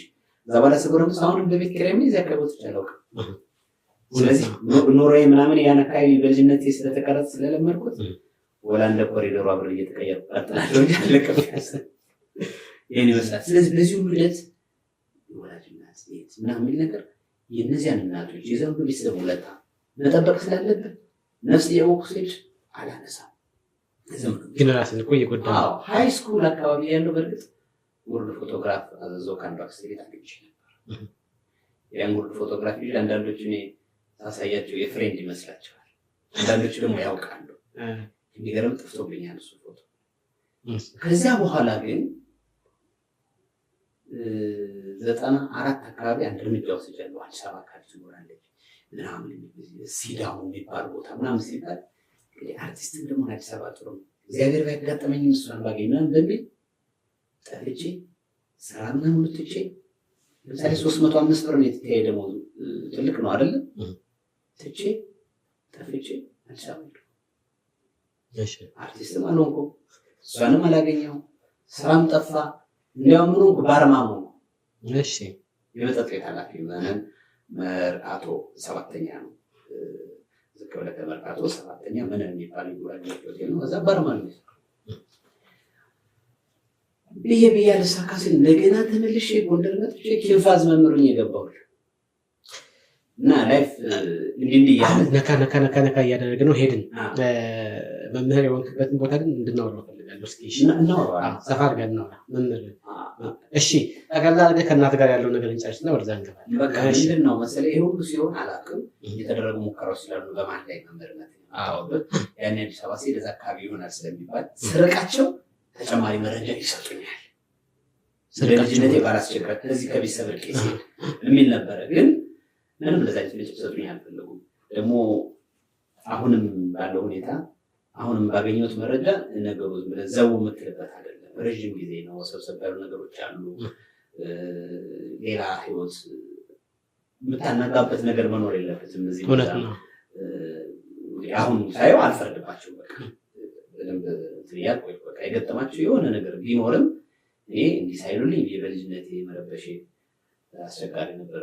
ወጣትነት ላይ እንደዚህ ደግሞ ጎልምስ ስል ይዤው መኖሬ በቃ አስችሎኛል። አሁን ግን የተኖረ ተኖሮ በዚህ ዓመት በሆኑ አጋጣሚዎች ተጨማሪ መረጃ ሲሰጠኝ ፋዘር ያው ማህበራዊ ሚዲያውን ተጠቀምኩበት። መጋቢት 1 ማታ ግጥም አድርጌ ጽፌ በፌስቡክ ፖስት አድርጉት። ምን አይነት ሀሳብ ነበር? በቃ እሷን ለመፈለግ ነው። ታሪክ ቁጭ አርጉታ ስነ ጽሁፍ ላይ የመጽሐፍ ምናምን እንደምጽፈው እንዲህ ነበር እንዲሁ እና ርዕስ ስለጨነቀኝ ተጠነቀቁ ብዬ እንዴት አትፈለግም የሚል ነገር ለምሳሌ እናት እንዴት አትፈለግም የሚል ጽሁፍ የጻፍኩት እና የድሮ ፎቶቸውን ለኤአይ ምናምን ቀየርኩት፣ ጥረት አደረገው። ያን ፎቶ አያይዤ የዘማቾች ፎቶ ፖስት አደረግኩት። በቃ የሆኑ ሰዎች እናገኘ በጣም ብዙ ተመሳሳይ ኬዝ ተመሳሳይ ታሪክ ያላቸው ሰዎች ሁሉ ይደውሉኛል ለማስተዳደር እስኪከብድ ድረስ። ግን ሁነኛ የሆኑ ትክክለኛ ሰዎችን ማግኘት ቻልኩ። ያው አሁንም ጊዜ ይፍታው፣ ግን በህይወት መኖሯን አረጋግጥ። ትውልድ ቦታዋን አካባቢ አሁንም እንዳንዘባረቅ ዝርዝሩ ላያስፈልግ ይችላል። አዲስ አበባ ስንት ሺህ ሰው እንዳለ በዛ ጊዜ አሁን ሚሊዮን ዞሮ በአዲስ አበባ ነው የተማረችው ምናምን ወደ ሰሜን ሸዋ አካባቢ ቢሆንም ትውልዷ። ስለዚህ ፋዘር ተገናኝ በዛ በዘመቻ ነበረ። በዛ አጋጣሚ ሆነ። በኋላ ግን ደብረታቦር እሱ የሚያስተምርባት ገጠር ቦታ ላይ ነው ተወለድኩት። ጋይንት ላይ የሆነ ደብረ የምትባል ቦታ ይህም ፋዘር ቀደም ብሎ የሚነግረኝ ነበረ ቦታዋን እንኳን ግን ያው ታቀፈ ማለት ነው። ታቀፈ መጣሁበት ነው። ከዚያ ውጭ አስተዳደጌ ህይወቴ ትምህርቴ ጎንደር ብዬ ጎንደር ነው ያዝኩ። በእርግጥ ቀደም አንደኛ ደረጃ ላይ ዞርኩ እንዳልኩ፣ ሁለተኛ ደረጃ አልተዘዋወርኩም። እድገት ፈለግ ነው የተማርኩት ከ7 እስከ 12። በዚሁ የመጀመሪያ ደረጃ መምህርነትን ደሴ ነው የተማርኩት፣ ደቡብ ወሎ ዞን ደሴ መምህራን ማሰልጠኛ ተቋም። ከዛ በኋላ ወደ ስራው ገባሁ። ወገራ ነው ብዙ የሰራሁት። ከወገራ በኋላ ደግሞ ትንሽ አጭር ጊዜ ራስን ለመለወጥ ለማሻሻል ምጥር ነበረ። አሁን ነው የስራ ዕድሎች ያን ያህል ስለሆኑ ለመልቀቅ አሁን እንደ ድሮ አትደፍርም። መተማ አካባቢ እንደዚህ ፍርድ ቤት ችሎት ጸሐፊ ምናምን እየሰርቻለሁ ከተማ ዮሐንስ። ከዛ እንደገና ተመልሼ እንደገና ወገራ ሄድኩበት ሌላ ታሪክ አለ። ደጋግሜ ስለሰራሁት የወገራ መምህርነቱ ትንሽ ረዘም ያለው። ለዚህ 18 ዓመት ግን ጎንደር ከተማ ነው ያለሁት። የተለያዩ ክፍለ ከተሞች ላይ በተለያየ ስራ ሰርቻለሁ። ኃላፊነት በፖለቲካ ደረጃ ገብቼ ነበር። ያው በራሴ ፍላጎት ስነ ሄጄ ሁኔታውን እያየሁ ወዴት ብሆን ይሻላል በሚል ራሴንም እያየሁ ስርዓት ባለው መንገድ እየለቀኩ እየቀጠልኩ በዛ መንገድ ነው ቆየሁት። እንግዲህ እናንተም ጋር ቱሪዝም ውስጥ ቲያትር ኦፊሰር በነበርኩበት ጊዜ ነው የተገናኘነው። የአንተን ስራ ዝግጅትም ስንተጋገዝ ምን ስንል የነበረበት። ከዚያ በኋላ እዚሁ ፋሲል የሚባሉ ክፍለ ከተማ እሱም ትምህርት ባለሙያ ምናምን ልዩ ሰራሁ።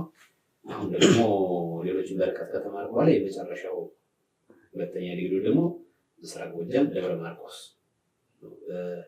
እስኪ ስለ ዩኒቨርሲቲ ላይፉ እንጭብ አድርገን እስኪ ዩኒቨርሲቲ ህይወት ምን ይመስላል የሚለው እና ከዛ ወደ መምህርነቱ ከመምህርነቱ ጋር ተያይዞ ያስተማርክበት አካባቢ ላይ ታሪክ አለ፣ ወግ አለ። ኢትዮጵያ በብዛት ስለምናይበት ዛሬ ትንሽ ትኩረት አድርገን ሰፋ አድርገን እናወራለን።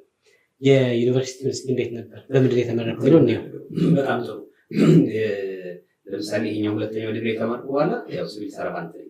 ሲቪል ሰርቫንት ነው ወደ መምህርነት መመለስ አልቻልኩም። ርቄ ስለቆየሁ የሚያመቸው የመጀመሪያውን ከተመረኩ በኋላ የሰራሁባቸው ቦታዎች ናቸው። ወገራ አካባቢ ለምሳሌ ግፋልዋክሽ የሚባል ቦታ አለ። ቅድም ኬንፋዝ ያልኩ ከበለሳ ከወገራ ዳር ስለሆነ በተለምዶ ኬንፋዝ ስለሚባል አሁን ራሱ ወረዳ የሆነው ማለት ነው። ስላሬ ምናምን ያሉበት ይሄ ግን ግፋልዋክሽ የሚባለው ቦታ ላይ እዚያ ሰርቻለሁ። ታጋ ሚካኤል የሚባል ጥሩ ቦታ ደጋ ምናምን በጣም ደስ የሚል ብዙ ተረጋግቼ ነው። ትንሽ ረዘም ያለ ጊዜ ቆየሁት። እንዲያው ድሮ ተማሪ ያለን ዶሰኛው የሚባል የሽጥላ ኮከብ መጽሐፍ ስናነብ የተገረምነው ያህል ያኔ የልባቡር ታሪክ እኔም ታጋ ገብቼ ክረምቱን አልመጣሁም። እዛው የትምህርት ቤቱን ስንዴ ሳሳርስ ምናምን ስሉሉ ከርሜ እና ታጋ ትንሽ ረዘም ያለ ጊዜ ተረጋግቼ ቆየሁበት ነው። ከዚያ በኋላ እነ ኮንትራቦ ምናምን የሚባሉ ቦታዎችም ሰርቻለሁ። የመምህርነቱ ደስ ይላል። የመጀመሪያ ደረጃ መምህር ስትሆን 1 እስከ 4 ፈርስት ሳይክል ይባላል። አንዳንድ የመምህር እጥረት ሲኖር ዲፕሎማ ሲያጥሩ 5-6 ታስተምራለህ። አንተም ጠንከር ካልክ ከበረታ በተለይ ሙሉ ሳይክል ከሌለ እስከ 8 ከሌለ 6ኛ 7ኛ 5ኛ አብረህ እያስተማርክ ትሄዳለህ። ያው ዝግጅት ማድረግ ነው። በዚያ መንገድ እየሰራሁ ነው የመጣው። ደስ የሚል ነው። በኋላ እዚያው ላይ ሆነን ደረጃ ማሻሻል ነው የሚሻል የሚለው ነገር ያስቀድም እንዳልኩህ አዲስ አበባ ብትሄድ እዛም ብትወጣ ምናምን ኢትዮጵያውያን ይዘህ ብትሮጥ ዋጋ ስለሌለው ቢያንስ ዲፕሎማ መያዝ አለብህ። እዛው እያስተማርን እየሰራን ዲፕሎማውን ለመያዝ ሞከርኩ። ይህ ሁሉ ሳደርግ ጥሩ ነው። አሁን አንዳንዶቹ የዩኒቨርሲቲውን አጠናቀው አንዳንዶቹ በሌላ መስክም ተሰማርተው ያገኛል። ትልልቅ ሰዎቹ ነው ጋሼ ምናምን ይሉኛል አስተማርካት። ምክንያቱም አስበው እንግዲህ 17 18 ምናምን ዓመቱ ነው ምና እንደዛ ኦልሞስት 22 23 ዓመት ነው እንጂ። ስለዚህ ጋሼ ብባልም ልጆች እዚያ መድረሳቸው የሚጠበቅ ነው። ስለዚህ ደስ የሚል ነበረ። እንግሊዝኛ፣ አማርኛ፣ ስነ ውበት እነዚህ ነው ብዙ ጊዜ የሚይዝ የነበረው። እስኪ የትምህርት ከእነሱ ውጭ ደግሞ በኋላ ወደ 6 7 ምናምን ስገባ ደግሞ ስነ ዜጋ መጣ። ያው ቋንቋዎች ተብሎ ሶስቱ ስለሚሰጡ ስነ ዜጋ፣ አማርኛ፣ እንግሊዝኛ ቋንቋዎች ይባላል። የድሮ ሜጀር ማይነር ባለው ቀርቶ ደግሞ ስትሪም ባል ነበር ሶስቱ። በዚያ ስለተማርነ ያን እናስተምር ነበረ። አርት አገኘው በሌላ መንገድ ማለት ነው። የቋንቋ ትምህርቶች ደስ ይላል። ስነ ውበቱም እንደዛ ነው። ስነ ዜጋው ትንሽ ሌላ መልክ የሚኖረው ግን ማንኛውም ትምህርት ደግሞ በራሱ ቀራረበ አርቲስቲክ ማድረግ ስለምትችል በዚያ መንገድ ደስ ብሎ ትኖራለህ። ስሙ ገጠር ምናምን ብትለውም ደህና ጊዜ ነው። በነገራችን ላይ ተማሪዎች እንቁላልም ምናምን በስቶታል። እሱን ነው አልከው። ትምህርት አሰጣጥ ምን ይመስላል? እንዴት ነው ተማሪዎቹ ጋር የነበረ ግንኙነት? በጣም አክብሮታል። እንትን ነው በየዋህነት ነው የዛ አሁን ማህበረሰቡ ለመምህር ያለው ክብር አለ። ከተማ ውስጥ ከምታየው አንጻር አይደለም። እንደው ምን ይደረግልሃል? ምን ስታደርግላቸዋል? እስኪ አሁን ያው ያሬን አላመጣሁትም እንጂ አንዳንዱ ነገር እያነሳን እንጫወት ነበረ። አንደኛ መኪና የማይገባበት ቦታ ላይ እግር መንገድ እኔ 10ም 11ም ሰዓት የሚወስድ አለ። እዚህ ጎንደር ተነስቼ መኪና ለምሳሌ ገደቢ ደርሶ ከገደቢ ወርጄ ንጉፋል ዋክሽን ባሉ ሜዳ ስለሚደክመኝ ትንሽ አለፍ ብዬ ከሌሎች መምህራን ከሌላው ትምህርት ቤት መንገድ ላይ ካለው ከደጋው አድሬ ነው ዋናውን በሚቀጥለው ቀን ሄደው እዛ ስነሳ ግን በጧት ስለምነሳ በስግሼ 10 ሰዓትም 9 ሰዓትም ገደቢ ደርሼ መኪና ቢጠፋ የሽሬው ነው አምሽቶ የሚመጣው ከመሸ የሚመጣው በሽሬው ጎንደር ገብቻለሁ። የአይነት ሁኔታዎች አሉ እና አለፈ አደሩ። ከዛ ወርደ ስትሄድ ካገኘ እኛ ምን ሄደው አንዳንድ ጊዜ ቅዳሜ ቀን ለመሄድ እንሞክራለን። ብዙ ሰው ለማግኘት እቃህን ተሸክሞ ነው የሚሄደው። ያ ይጨንልሃል፣ ያግዝሃል። ስነ ቃሉ፣ ሳቁ፣ ጨዋታው ምናምን ሁሉ ነገር ያለው ትባባል እዛ ነው። እኔ እንዲያውም መጀመሪያ ማደግኩበት እዚያ አክስቴ ቤት ያያና የጠላ ቤት የሚል አንድ ጽሑፍ አለ። እዚያ ተቆን ያ እየተነጠንኩ ነው። ከዛ የለመድኩትን ያየሁትን ስነ ቃል ሰፋ ብሎ ደግሞ ገጠር መምህር ሰሆን አገኘ ጎለበትልህ። በቃ ደስ እንዲልህ እንድትቆይ የሚያደርግህ እሱ ነው። እያጫወቱ ያዝናናሉ የሚወስዱ። አንዳንድ ጊዜ ከተማ ላይ ስትገናኝ ምናልባት ሻይ እንደዚህ ጠላ ምናምን ነገር ልትገዛላችሁ ትችላለህ። ይህን ጊዜ ሳንቲሙ ትንሽ ታደርጋለህ። እነሱ እንደዚህ በትልቅ ቆለምሸሽ ቆልለው ነው ቆሎ ነው የሚያመጡት። በቃ ስትቀረጠስ ማምሸት ነው ማታወቅ እያልክ ነፋሱ ምናምን እያልክ እዛ በምንጩም በሩ ነው እያልክ እረኞች የሚዘምሩትን የሚጫወቱትን የሚቀላልቡትን ነገር እያየ መዝናናት ነው። ያን ማድረግ ነው። ትንሽ ስኳር ወይ ቡና ሊሆን ይችላል አንተ ላክብሮት ለእንትን ብለህ የምትሰጠው። ሁልጊዜ ግን ከእነሱ ቤት እርጎ ወተቱ ምናምን አለ እና በጣም ደስ ይላል። አልፎ አልፎ ትልልቅ እናቶች ገበያ ምናምን ሊርሱ ለቤት ለአንዳንድ ወጪ ጣጣ ይባላል። ቤት ለአንዳንድ ነገር ሲያርጉ እንቁላል ሊሸጡን ይችላሉ። እኛ የ50 ሳንቲም 4ም 5ም ምናምን ነው። ይሄ ደግሞ ወደዚህ ወደ ደጋው ወደ ከተማው ቀረብ ስትል ነው። ቅድም ያልኩ እንደ ግፋል ዋክሽ አይነት ወደታች ወደ ቆላው ስትሄድ ቶሎ ቶሎም ሲሞቅ ስለሚበላሽ እንቁላሉ ቶሎ ቶሎም ወደ ገበያ ስለማይሄድ የዛ አካባቢ ማርባት ዶሮችን ማርባት ምናምን እንጂ እንደዚህ እንደ ከተሜው እንቁላሉን ስር ከስሩ የማለቱ ነገር ያን ያህል ነው። ስለዚህ መምህራን ይበላሉ ተብሎ ነው የሚታሰቡ። እኛ ብቻ አለን ግብርናዎችም ጤናም ሌላውም ባለሙያ ያለ ያመጡልናል። ስጦታ ራሱ ያመጡልናል። አክብረህ ስትቀርብ ለምሳሌ ቅስቀሳ እየተባለ በየቤተክርስቲያኑ እንሄዳለን፣ መልዕክት እናስተላልፋለን፣ ቤት ለቤት እንዞራለን። በትህትና ካናገርከው በፍቅር ካሳየው እሱ ደግሞ የበለጠ ፍቅር ይሰጥሃል፣ ይመጣልሃል። እንኳን ትልልቆቹ ተማሪዎቹ እንቁላል እንደዚህ በፎጣቸው ስብስብ አድርገው አምጥተው ሰጥተዋል። አሁን ጊዜው ተቃይሮ ለእነሱም ኢኮኖሚ ሊያስፈልግ ይችላል። ያ ብቻ አይደለም፣ ለገበያም ለምንም መንገዶችም አመች ስለሆኑ ትንሽ አኗኗራቸው ሁሌ ደግሞ ሌላን እንዲያደርጉ መኖርም የለባቸው ማለት ልክ ከተሜ በአቅም እንደሚያደርገው መቆጠብም መጠቀም አለባቸው። ግን አሁን ሰስተዋል ምናምን አይደለም። ግን ያ ጊዜው በጣም አመች ነው። ከተማ መጠ ስትገዛ አምባ ጊዮርጊስ ላይ እኮ እንገዛለን።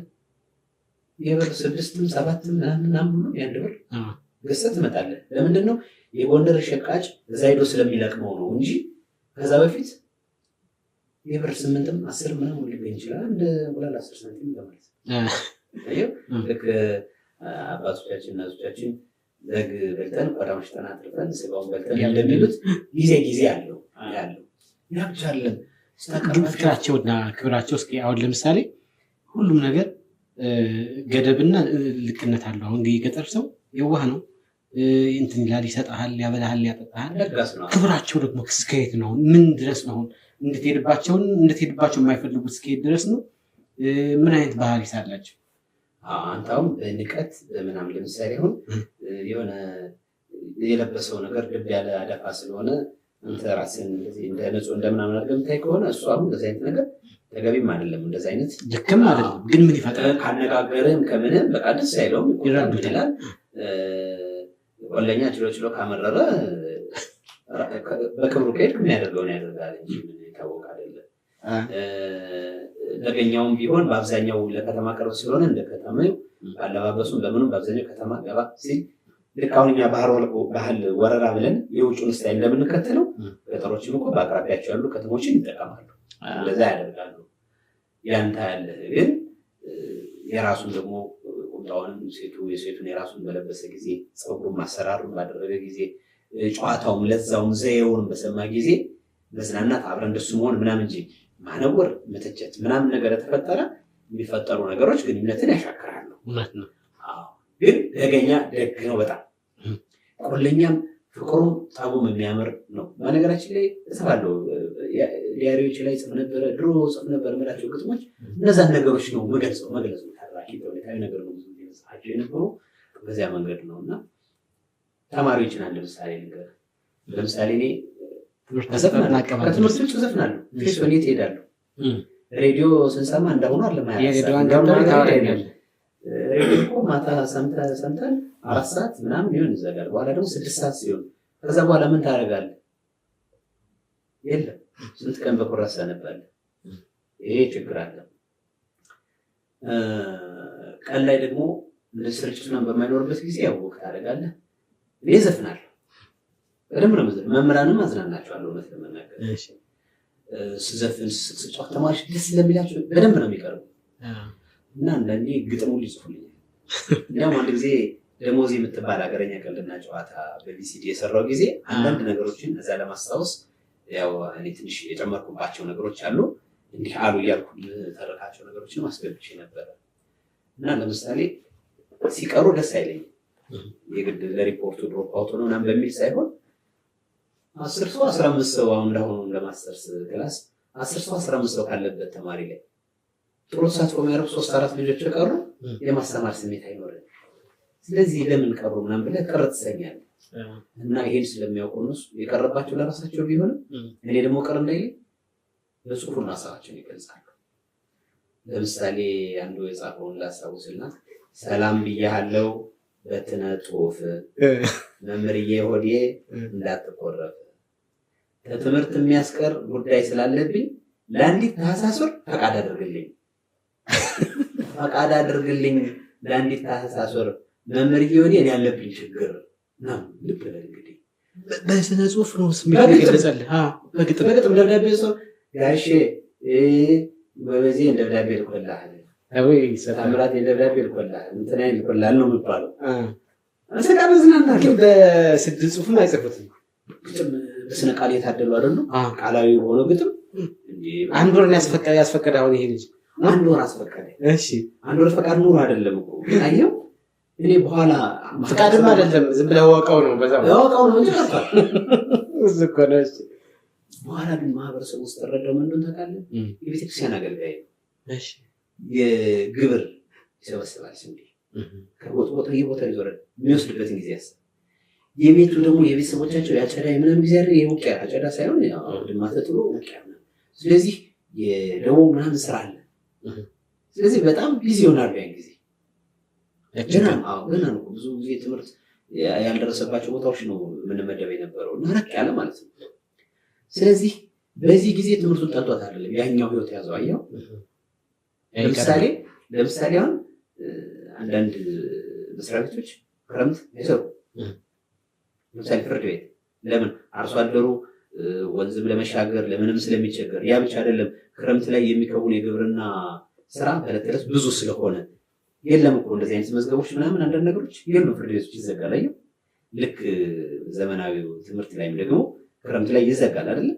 ግን የክረምት የሚሰጡ ነገሮች በኮሌጆች በምን ደረጃ ይቀጥላል። አሁን አርሶ አደሩ ላይ የሆነ ካሌንደር አጠቃቀማችን ማስተካከል ይኖርብናል ማለት ነው። ነበረብን ነው ይኖርብናል። ምናልባት ወደፊት እንዳይመስል ግን ያን ጊዜ በነበረው ተጨባጭ ሁኔታ እንደዚህ መረዳት ነበረብን። እነዚህ ኬዝ ስተዲ ያለ መሰራቸውን ነገሮች መስራት ነበረብን። በኋላ ሲገባኝ ጥሩ ልጅ ነው ጎበዝ ልጅ ነው የቀረበ ያለው አይደል። እውነቱን ነው። አንድ ወር በዚህ ምክንያት ማይገኝ ከሆነ መቅረት አለበት። እውነት ነው። አሁን ብዙ ልጆች ያሉት ቤተሰብ ሲሆን ደግሞ ሲቀር ደግሞ እኔም ደግሞ እጽፋለሁ።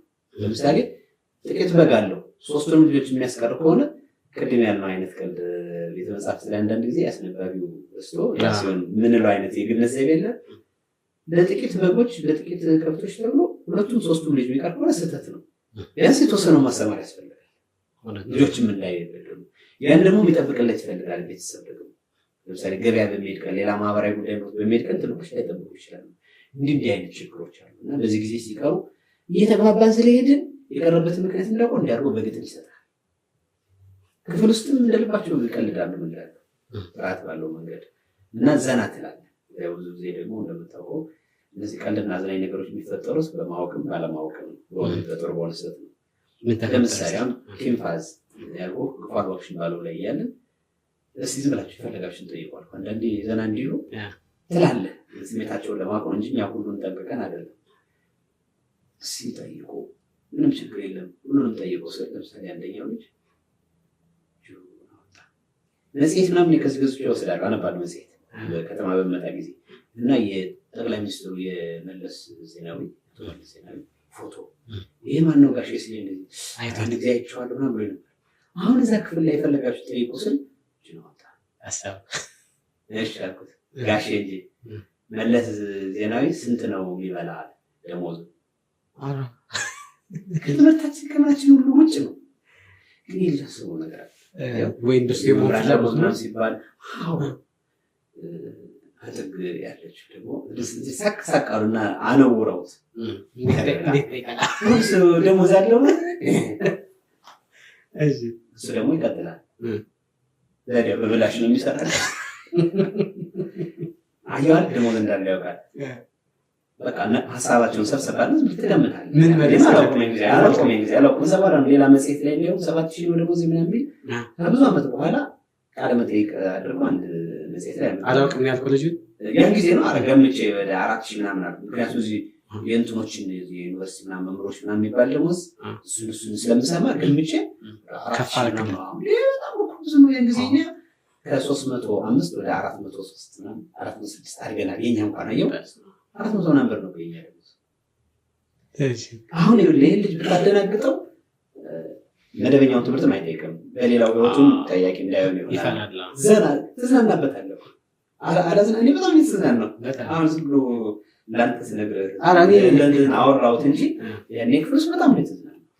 ስለዚህ ክፍሉን እንደዚህ ዘና ካደረገው ለልባችሁ ይጠይቃሉ፣ ለልባችሁ ትሞክራለህ። በነገራችን ላይ ከባድ የሆነ ሀሳብ ያመጣሉ እኮ አንድ ጊዜ ሁለተኛ ክፍሎች ላይ የገባው ምስል አንዳንዴ መምህራን የሌሉ ሲሆን ያን ክፍል አንዱ ይሸፍናል እና አካባቢ ሳይንስ የሚባል ትምህርት ነው።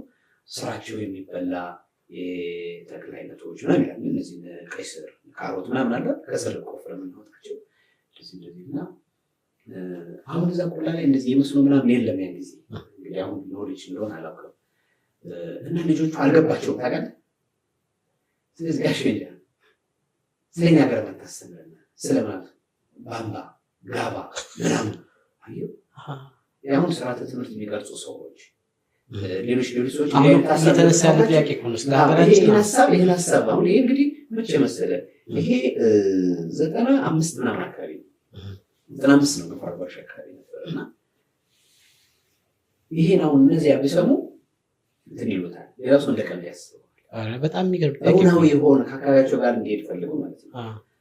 ከዛዎች እንዳልኩ ሲዝናኑ ስትጫወት ከክፍል ውጭም ውሃ ይቀዱልናል። ለምሳሌ ምንጭ ላይ ካዩ መጣዋ ትልቁም ትንሹ ምናምን ተሸክሞ የሚያመሰድ እኔ ለመዝናኛም ነው ወደ ማታ ፀሐይ በረድ ሲል እና እንዳልኩ መዝፈኑ መቀለዱ አለ። ያው ዘፈን እንደገና ብዙም አይደለሁ ዘፈን ድሮ ሞክሬ ትችላለሁ ብዙ ድምፅ አይባሉ ግን እስኪ ሞካክር በገጠመኝ ዝም ብዬ መጣልኝ አንዱ ቨርስ አቋርጬ አንዱን በጣም ማለት ነው እና አንድ ጊዜ አረጋኸኝ ወራሽ ይመስለኛል ያፈቀረሽ ልቤ አሻሮ ያይሻል እንደዚህ ምስጋና እንዝራሽን ያዥና የሀገር ልጅ ዋርካው ስር ላግኝሽ ዘፈኑ ስለሸመደርኩት ነው ብሎ የሚገርም የነበርንበት ትምህርት ቤት ከስሩ ዋርካና ዋርካ አካባቢ ምንጭ አለ። እኔም ዘፍንበት ሰዓት ወደ ማታ ነው አየው። ያን ደግሞ ውሃ ለመቅዳት ሴቶች የሚወርዱበት ነው እና አንዱ አሁን እዛ አካባቢ ያለው ሰው ጋሼ ሌላ ዘፈን የለም ግን አልኩና ገባኝ። አየው ምንም ያላሰብኩትን ከዛ ወደ ክልል ወደ ምናምን ቀየር ታደርገዋለህ። አንተ ስሜትን መግለጽን ነው የምታይ ግን አካባቢውን ሳታይ ያገናዝማል። ለምሳሌ አክብሮ ጋሼ ጋሼ ምናምን ነው የሚሉኝ።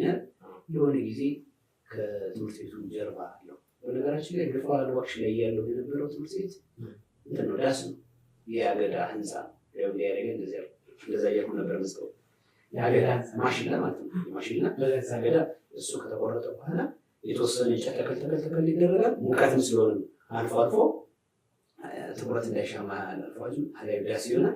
እዛ ነው ያስተማርነው ፈሮሽ እንደዛ ነው።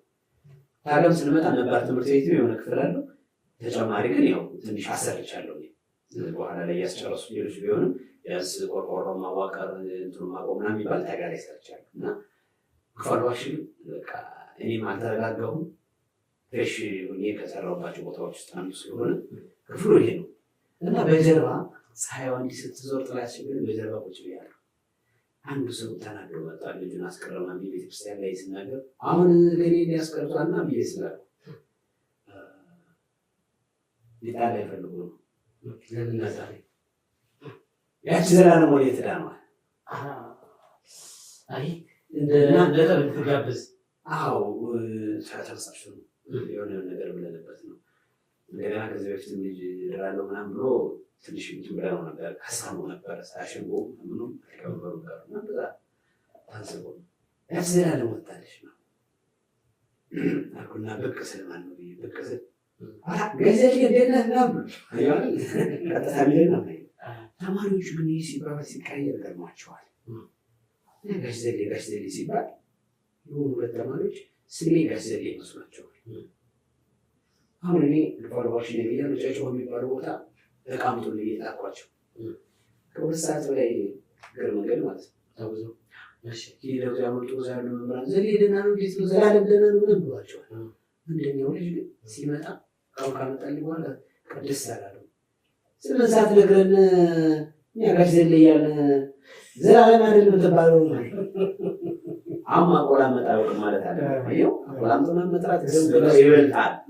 ግን እኔ ከመደጋገሙ ከማለቱ ብዛት እንደዛው ማለት ስናርም ስንፈርም ብዙ ስም አንጽፍበትም ጎበዝ በጣም ጥሩ እንደዚህ ምናምን አስተያየት ነው አየው ወይ ያቺ ዓመት መጨረሻ መጣ ካለው ላይ ተጻፈች። ምክንያቱም እንደው ዘሌም ሊባል ይችላል እኮ ስሙ ዘሌም ሊባል ይችላል ያን አስበው እና እንዲህ አልቀና ይላል ያን ያልተልቆ ያን ልብሶ በጥሶ ስምን እንኳን እንዲሳትልኝ ሁሉ ነገር ግልጽ እንድትሆን ስለሚፈልግ ማለት ነው። ግልጽ ነገር ቅድም ያልኩን አይነት ፍቅር አክብሮት ምናምን ያሳየዋል እና በጣም ደስ ይላል። አሁን አንዳንዶች ስንጥቅሶቹ ያገኙናል እውነት ለመናገር አንዳንዶችን እራሳቸዋለሁ በተለይ ወደ ደጋው ስትመጣ ብዙ ክላስ ብዙ ተማሪ ያለበት ምናምን ሲሆን እነዛኞች ባይረሳ እና መምህርነት በዚህ መንገድ ነው የሚመካከሩት። ከዚያ ውጭ ግን እዚያ ታይሳል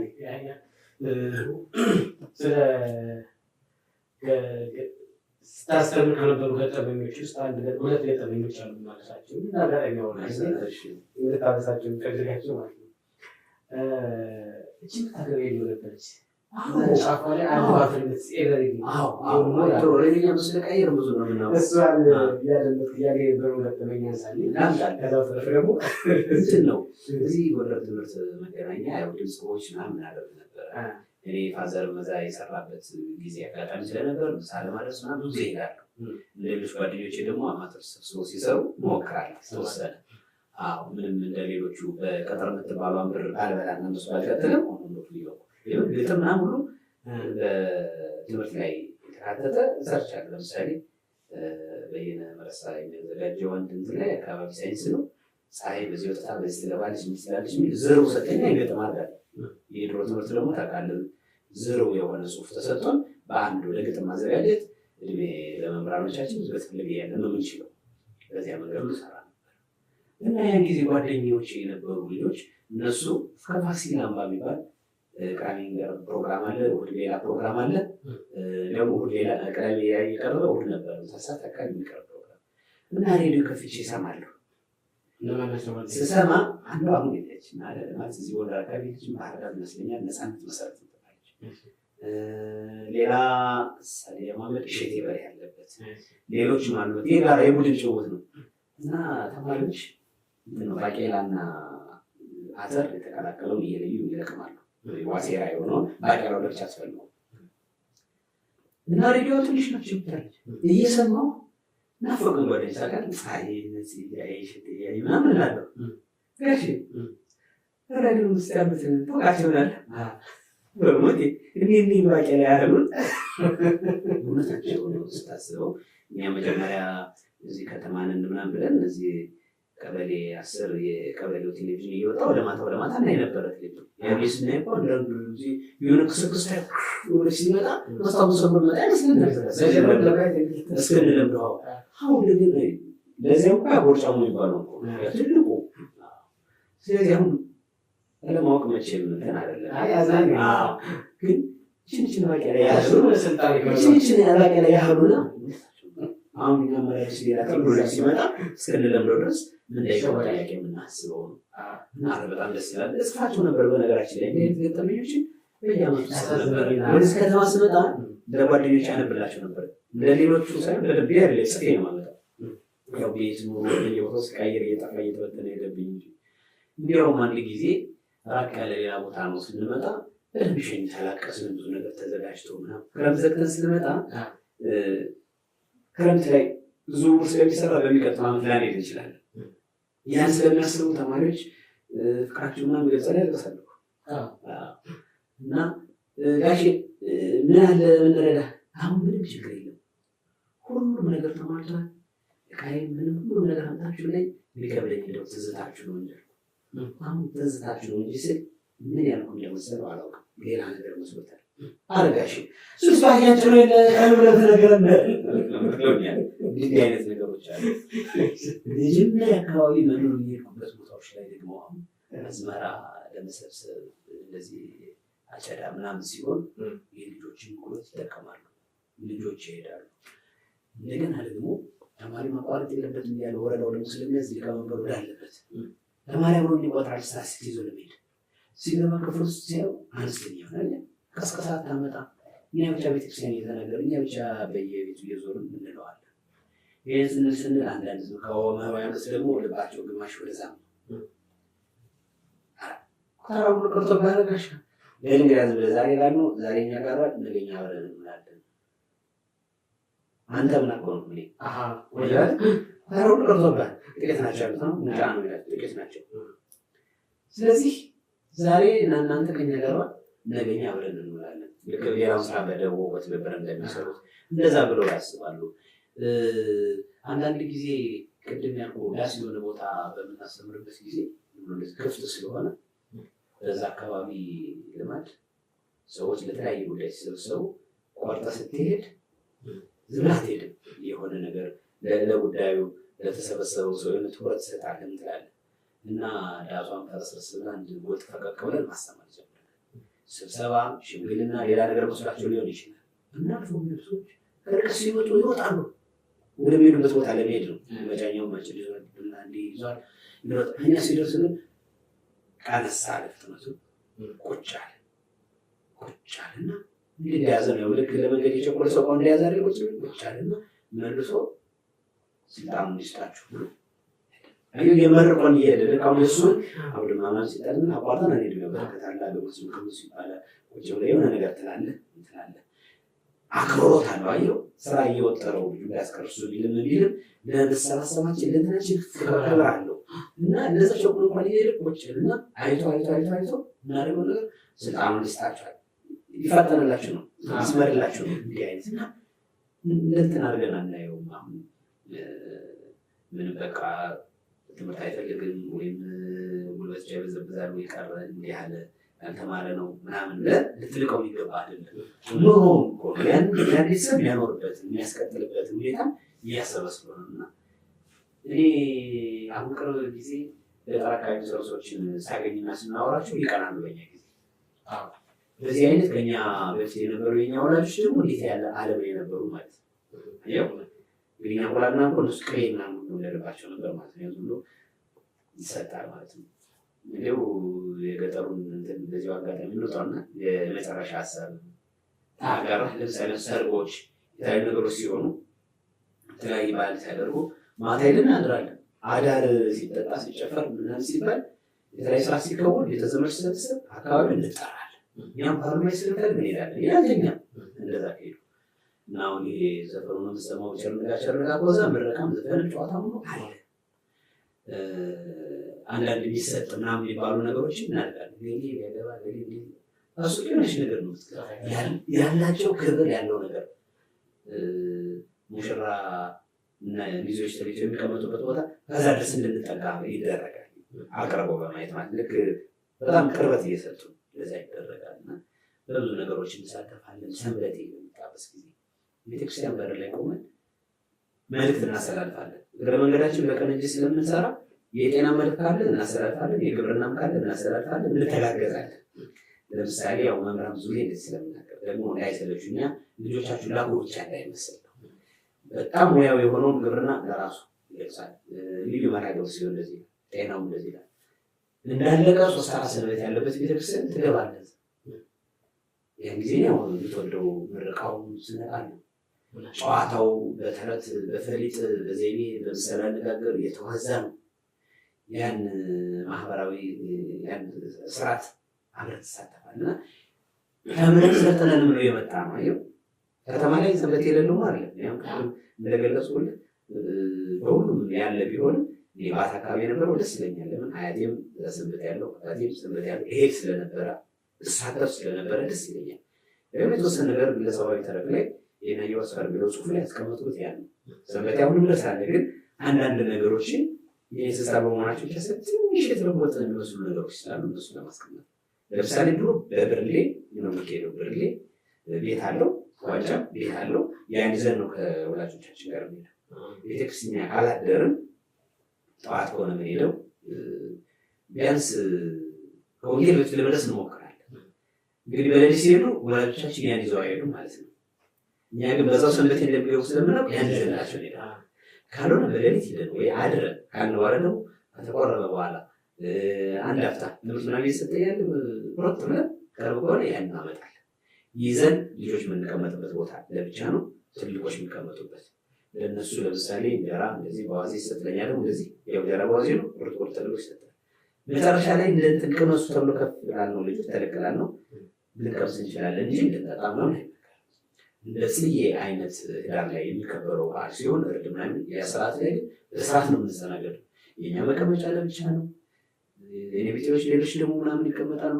ማህበርተኛው አለ። እኔ በቃ በዚህ ባታ ደስ ይለኛል።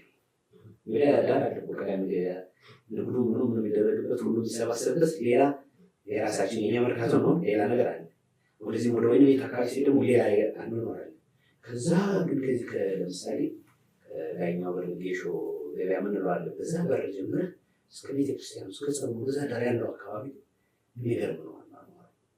ሰፈሩ በጣም ይገርመኛል። እዛ አይነት ነገር ተምሬበታለሁ። ገጠር ሲሄድ ያን ደግሞ የሚያዳበር ነገር ወደ መሀልና ቅድም ያልከው እዚህ ቀበሌ 12 ያሳጀር ያሉት እዚህ ቀበሌ 10 ዳሩ ላይ የጨጌ ስፈር የሚባለው እስከ የቀድሞ ጂናድ ምናምን ብለው እስከ ዘካ ነው። የመንገድ ዳር ስለሆነ አብዛኛው ፍላጎቱ ሰው ወደ ፒያሳ ነው የሚሄደው።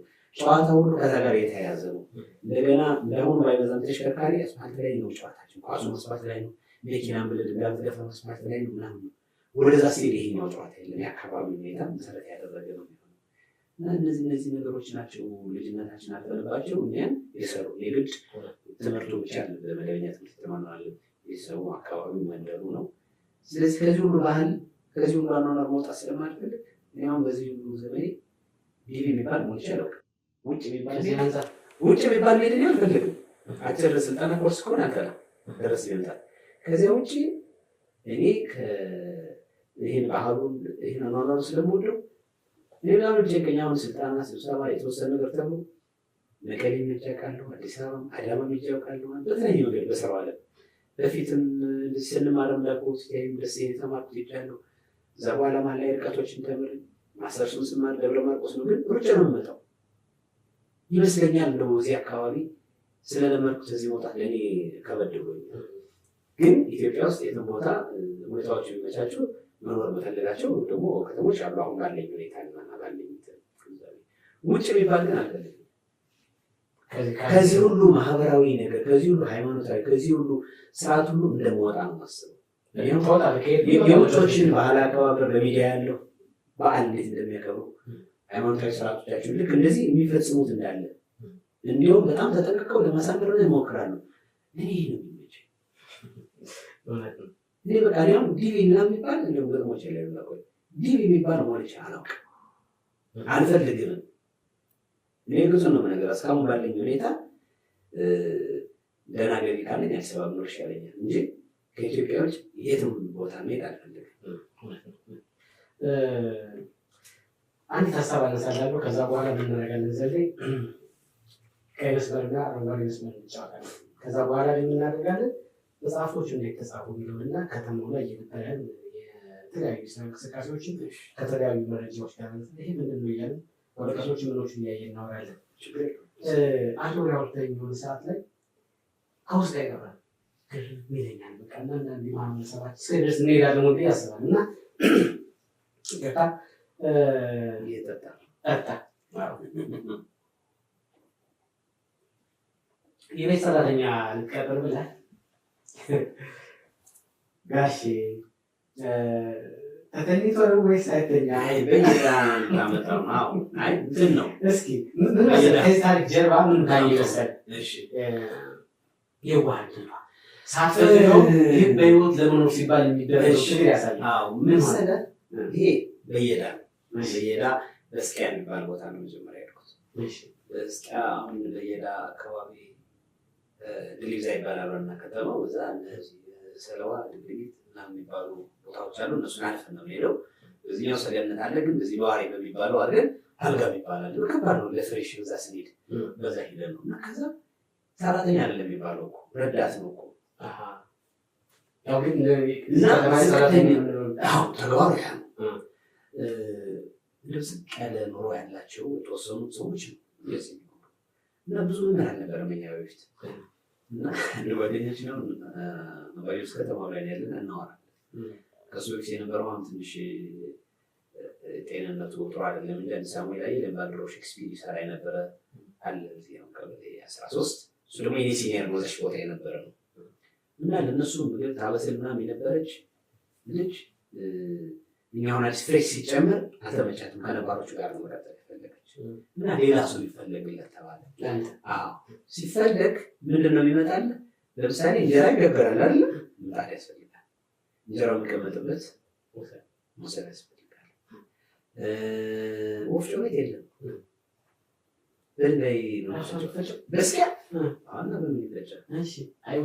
ስለዚህ የምከፍልልህ መስዋዕትነት አስብ። እኔ የመጀመሪያ ኢንፎርሜሽን ስለተሰጠ ስለተደናገጥኩ እንዲህ ያለ ሰለቸው መኮረኒ፣ ፓስታ፣ በሶ፣ ሩዝ የማዘር ትሬዛ ቅንጫ አልቀረኝም። እዚህ የሚሸጠውን እዚህ ብዙ ስለሰጣቸው ግማሹን ሽጠው ለምን ነገር ያደርጋሉ።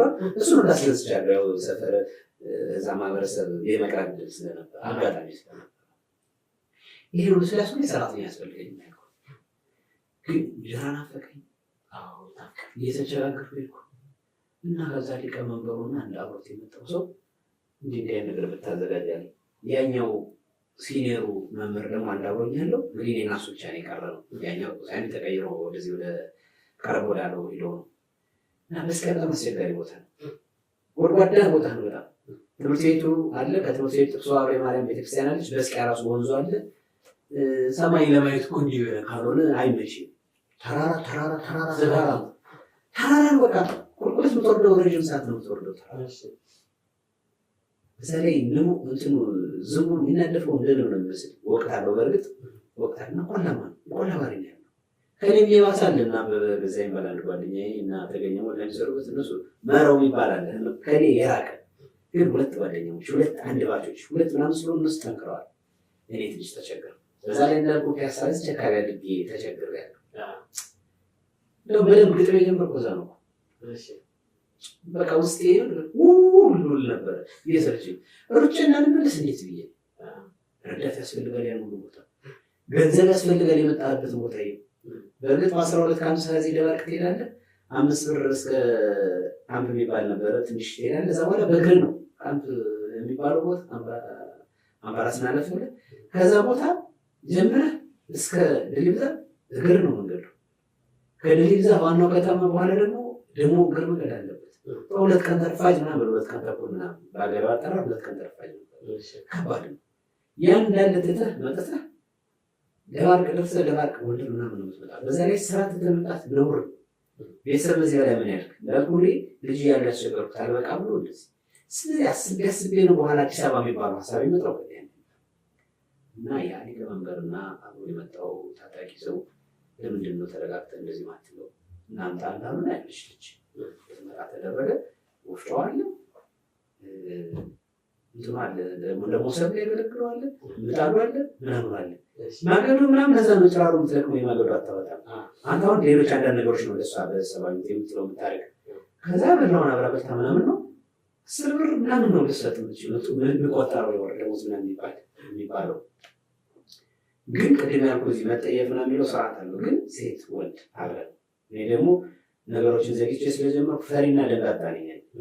በዛ ላይ እኔ ቅድም ያነሳ ነው የፋሚሊ እንትን ስላለ እዚህ የሆነ ነገር ደግሞ ምን ጓደኛ እኮ ስቀርብ ራሱ ፈራ ነበረ። ቅርብ የሆነ ነገር ከጥሪ በኋላ እንትን ሁሉ ነበረብኝ። ወደኋላ ትንሽ ለቀቅ አልኩ እንጂ ትንሽ ጭንቃታምና ቆጠብ ያልኩ ነበር። ስለዚህ ትመጣለች፣ እዚህ ማረፊያ መደብ ይሰራል፣ እዚህ ነው ሰርታ እዚሁ ልታድር እዚሁ ትኖር። አሬ ይቅርብኛል። ያንን ሁሉ የምታሟላለው ተነግሮኛል። እኔ በቃ ፈራሁ፣ ይቅርብኛል።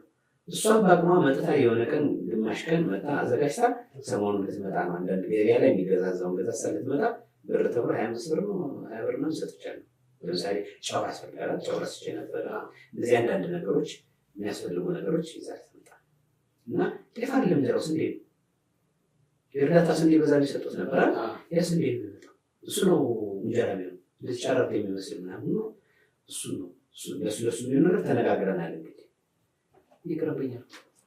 ደግሞ ትንሽ አጠር ያልኩ እንዳሁኑ ውፍረትም የለም፣ አጠር ያልኩ ነኝ። እንዳሁኑ ውፍረትም የለም። እንዳለ መጥታ አብራ እየኖረች እንዴት ታደርግ ነው ምናምን ብሎ እነሱ ብለው ነበረ። ኧረ እሱ እየተመላለስ ቢሆን ምናምን ብያቸዋለሁ። እሷ መጣች በኋላ ግን ሲሪየስ ሆንኩ ታውቃለህ። ወደ ምን ሄደች አላደረችም እኮ ጠዋቱን አካባቢ መጣች። ስታወራኝም እኔ ሀሳቤ ሌላ ነገር ነው። በምን ፍርሻ ልፍጠር ነው ጨቆኛንም ፍርሻ መፍጠር እንዳለብኝ ሰምቶኛል። እንዲያውም ደሞዝ እየጠበቁ ነው እንጂ ቢያንስ ወደ ጊዜ እንጂ ሌላ ቦታ ቀይሩ ምናምን ሁሉ ማለት ነው አብሮኛል። ወይ ጓደኞች ይላሉበት በጣም ችጋሱ ነው የነበርኩት እና ያው አጠር ያልኩ ነኝ እንደምታይ ቀጠን ያልኩ ነው የነበርኩት። ጊዜ በጣም ቀጭን ነኝ። ራሴ ብቻ ግን ብሎ ነው የምትታይ ልሞሱ ብሶ ነው ያለችኝ። እሷ አልፈለገችም። ምክንያቱም ሌሎች ያኛው መምህር ሳየው እንዳንተ ጣይም ደል ምናምን ያለ ነው ረዘም ምናምን ያለ ነው። እንደዚህ አይነት እንትንም አላቸው ደግሞ ነው የራሳቸው መስፈርት ለሌላው ነገር ስራው ምናምን የተባለው ገንዘቡ ብዙ ሚሊዮን የሚለውጡ ማለት ነው እና ቀርቷል። እና እኔ የምታወቀው እንኳን ከዚያ ወደዚህም ወደ ወገራም ሲመጣ ገፋ ነው ያለ ቀላቢ ነው የኖርኩት። አሁን እንዲያው በህይወት ይኖራሉ ይዘሙበት አጋጣሚ ነው። ደስ ይለኛል። ለምሳሌ ከበደ የሚባል ልጅ የተንታ ልጅ የደሴ ልጅ ነው አብሮኝ የነበረው። አስቻለው የሚባል መንዝ ደብረ ብርሃን የመጣ ነው። እኔ እዚህ ጎንደር ነኝ።